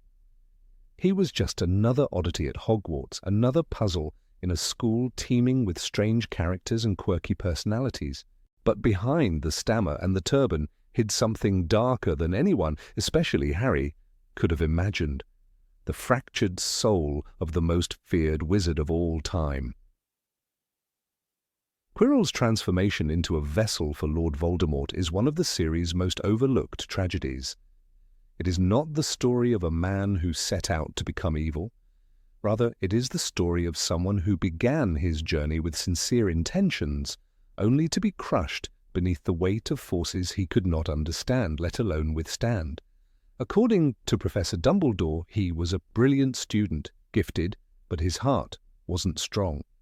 That single sentence encapsulates the complexity of Quirrell's character. Intelligence alone was never the issue. The flaw, fatal and fundamental, was his moral weakness, a susceptibility to fear, ambition, and ultimately manipulation. Long before he met Voldemort, Quirrell was known for his academic brilliance. He had an impressive aptitude for magical theory and an insatiable hunger to understand the dark arts. But unlike Gilderoy Lockhart, who pursued fame with vanity, Quirrell's pursuit of knowledge had, at least in the beginning, a genuine purpose. He wanted to study darkness in order to conquer it. He believed that by knowing the enemy, one could rise above it. It was a noble ambition in theory, but one rooted in naivety and pride. In his attempt to walk alongside darkness without being touched by it, Quirrell underestimated its allure. The critical moment came during his sabbatical, when Quirrell set out to find Voldemort, who had been missing since his defeat at Godric's Hollow. Unlike others who ran from the shadow of the Dark Lord, Quirrell sought him. He wanted to prove his strength, to demonstrate that he could face the greatest evil and return unscathed. In this fatal choice we see a young man desperate not just for knowledge but for validation. Quirrell had never been respected in the way he longed to be. He was mocked by students, overlooked by peers, and likely dismissed by his colleagues. Finding Voldemort was not just an academic pursuit, it was a reckless challenge to his own insignificance. But Voldemort, even in his disembodied state, was still Voldemort. He was a master manipulator who had seduced far stronger minds than Quirrell's. In the encounter that followed, Quirrell did not defeat darkness. He was consumed by it. "He is with me wherever I go," Quirrell confessed at the end, and there was no metaphor in his words. Voldemort had taken residence inside his body, his face grotesquely fused to the back of Quirrell's head, speaking to him in whispers, controlling his every move, feeding off his soul. Quirrell's physical transformation was only the outward sign of a deeper spiritual collapse. His descent into darkness was not abrupt, but gradual, a slow erosion of moral boundaries. He began by listening, then obeying, then killing. As Dumbledore later told Harry, he tried to kill you. He drank unicorn blood. These were not the actions of a man holding on to morality. By the time Harry faced him in front of the mirror of Erised, Quirrell was no longer a man acting under pressure. He was a servant who had surrendered his will completely. Yet, even in his final moments, there is something pitiable about him. When Harry touches Quirrell's skin, it burns. His body crumbles under the power of love, an ironic end for someone who lacked it so entirely. "Master, I cannot hold him," he cries in desperation, and those words strike at the core of his weakness. He was always holding on to something too heavy for his soul. Voldemort's promise of greatness was a burden, not a reward. In trying to become more than he was, Quirrell became less than human. It is easy to label Quirrell a villain, and indeed he was. He killed, he lied, he endangered countless lives, but in understanding him, we must also confront the question of culpability. Was he evil from the start, or merely weak? And is weakness, when paired with ambition, a form of evil? Quirrell is not Bellatrix Lestrange, who revels in cruelty, nor is he Barty Crouch Jr., who manipulates for sport. He is something more tragic, a man who lacked the moral backbone to resist power and so allowed himself to be twisted by it. His story echoes the quiet warning that runs beneath the series, that evil often begins not with monstrous intent but with small compromises. Quirrell didn't wake up one day and decide to host Voldemort. He drifted there, led by insecurity, fear, and a hunger to matter. When he first met Voldemort, he probably thought he could control the encounter. He might even have believed he was using Voldemort rather than the other way around. But darkness doesn't lend itself to shared custody. Once invited in, it devours everything. Quirrell's use of the turban is perhaps the most symbolic detail in his arc.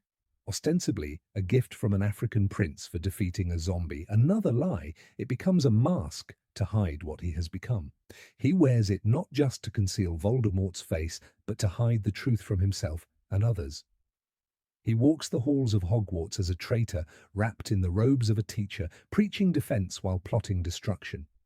The duality is chilling. He is both mentor and murderer, scholar and slave. His actions throughout Philosopher's Stone reveal a man at war with himself. He releases a troll into the school, endangering lives. He tries to jinx Harry off his broomstick during a Quidditch match. He kills unicorns in the Forbidden Forest. Each of these acts marks another step into darkness, but none of them feel born of sadism. Rather, they feel like reluctant transactions, things he tells himself he has to do, as if every sin is just another toll on the road to power. In this, Quirrell reflects the most haunting aspect of moral decay, its ability to disguise itself as necessity. There is also a cruel irony in his profession. He teaches defense against the dark arts while harboring the darkest art of all. It's a reminder that knowledge alone is not virtue.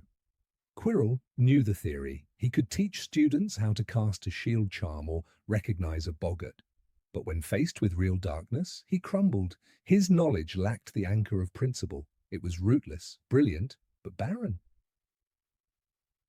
The Mirror of Erised offers a final, devastating insight. When Quirrell stands before it, he sees the Philosopher's Stone being handed to him. Not power, not Voldemort restored, not eternal life, but the means to achieve it. Even in his corrupted state, Quirrell still needs a tool. He is never the master of his own fate. Even his deepest desire is shaped by Voldemort's voice. He has become a conduit, not a man.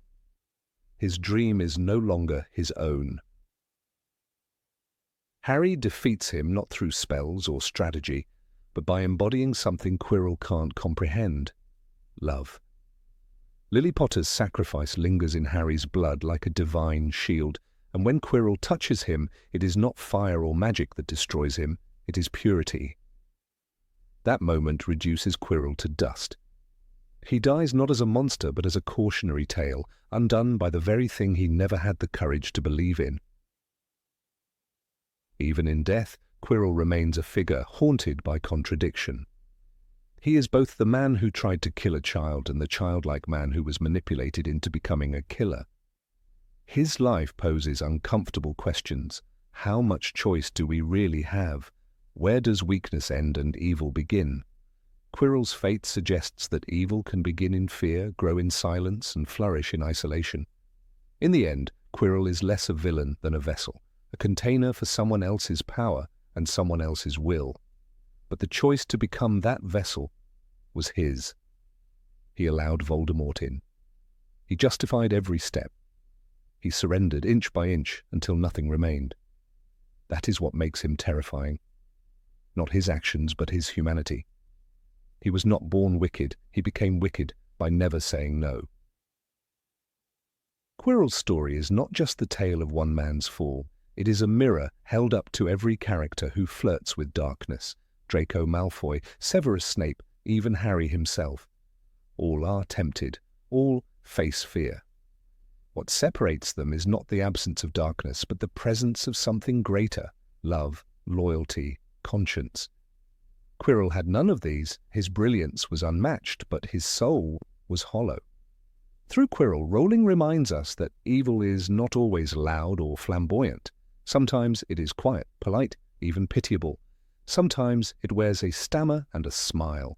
Sometimes it walks beside you in the corridors and teaches your children. And that, perhaps, is the most terrifying thing of all. Number 26. Cho Chang. Cho Chang stood at the edge of grief, caught between memory and the aching silence of those who had never known loss. When Cedric Diggory died, she was only 16, an age far too tender to hold the weight of sudden death. Yet Hogwarts, with all its magic and marvels, was no sanctuary from grief. Cho's tears came not as a show of fragility, but as the honest outpouring of a heart that had known something rare and pure, only to watch it vanish under the green light of Voldemort's return. She wept openly in the corridors, in the owlery, in the room of requirement, and the world judged her for it. She became the girl who cried too much, too often, too publicly. But those tears were not weakness. They were the only rebellion she had left against a world that expected young girls to endure trauma with silence.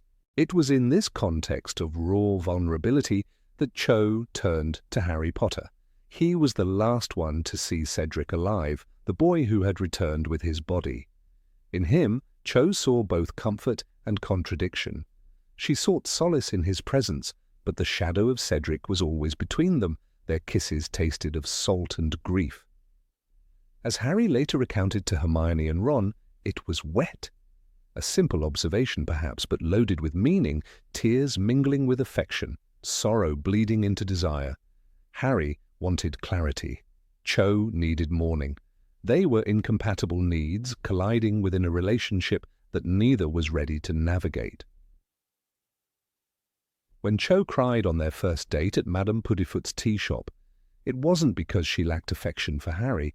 It was because the date itself was a reminder that life had moved on, even if she hadn't. The pink confetti, the couples entwined in sugary sweetness, it all felt like betrayal. Cedric was dead, and here she was sipping tea with his successor. It wasn't fair, and so she cried, and Harry panicked, and readers criticized her for emotional instability. But how could she not cry? Her world had shifted, her grief had no map, and no one seemed willing to sit with her in it. After that awkward afternoon, their relationship faltered. Harry, overwhelmed by Cho's emotional depth, chose distance. He couldn't understand why she couldn't just get over it. But Cho wasn't a narrative designed to make Harry's journey comfortable. She was a character in her own right, and her pain was not designed to be convenient. Her actions, often dismissed as fickle, were instead the honest missteps of a girl trying to find balance between memory and hope. It was messy, yes, but human. When Cho later began dating Michael Corner, many saw it as proof of her capriciousness. Wasn't she just with Harry? Didn't she still mourn Cedric? But people heal in strange, uneven ways. Michael was a quieter presence, someone without the burden of Cedric's memory or the weight of prophecy. Perhaps, in him, Cho hoped to find a new normal. Perhaps she just wanted to feel ordinary again. Her relationship with Michael didn't last, but it didn't have to. It was a chapter, not a betrayal. Even in the face of emotional turmoil, Cho made choices that revealed her courage. Joining Dumbledore's army was not a decision made lightly. Her loyalty to Cedric could have easily turned into bitterness toward the cause that had led to his death. Instead, she joined the fight. She believed in resistance. She wanted justice. This wasn't a grand act of heroism, but a quiet, determined stand, one that required strength, not only of conviction, but of heart. For someone like Cho, who had already lost so much, to choose to fight was no small act. And yet, even here, ambiguity returned. Her friend Marietta Edgecombe betrayed the DA, revealing their secrets to Umbridge. Cho, caught in the crossfire of loyalty and guilt, defended her friend, a choice that further distanced her from Harry. It is easy to vilify her for this, to accuse her of disloyalty, but consider her position. Marietta was her friend long before Harry entered her life. And unlike others at Hogwarts, Marietta was placed under immense pressure by her mother, who worked for the ministry. Fear and familial allegiance pulled her in opposing directions. Cho's defense of her was not approval, but compassion. She could have cut Marietta off. Instead, she understood the fear behind her actions, and that too was bravery.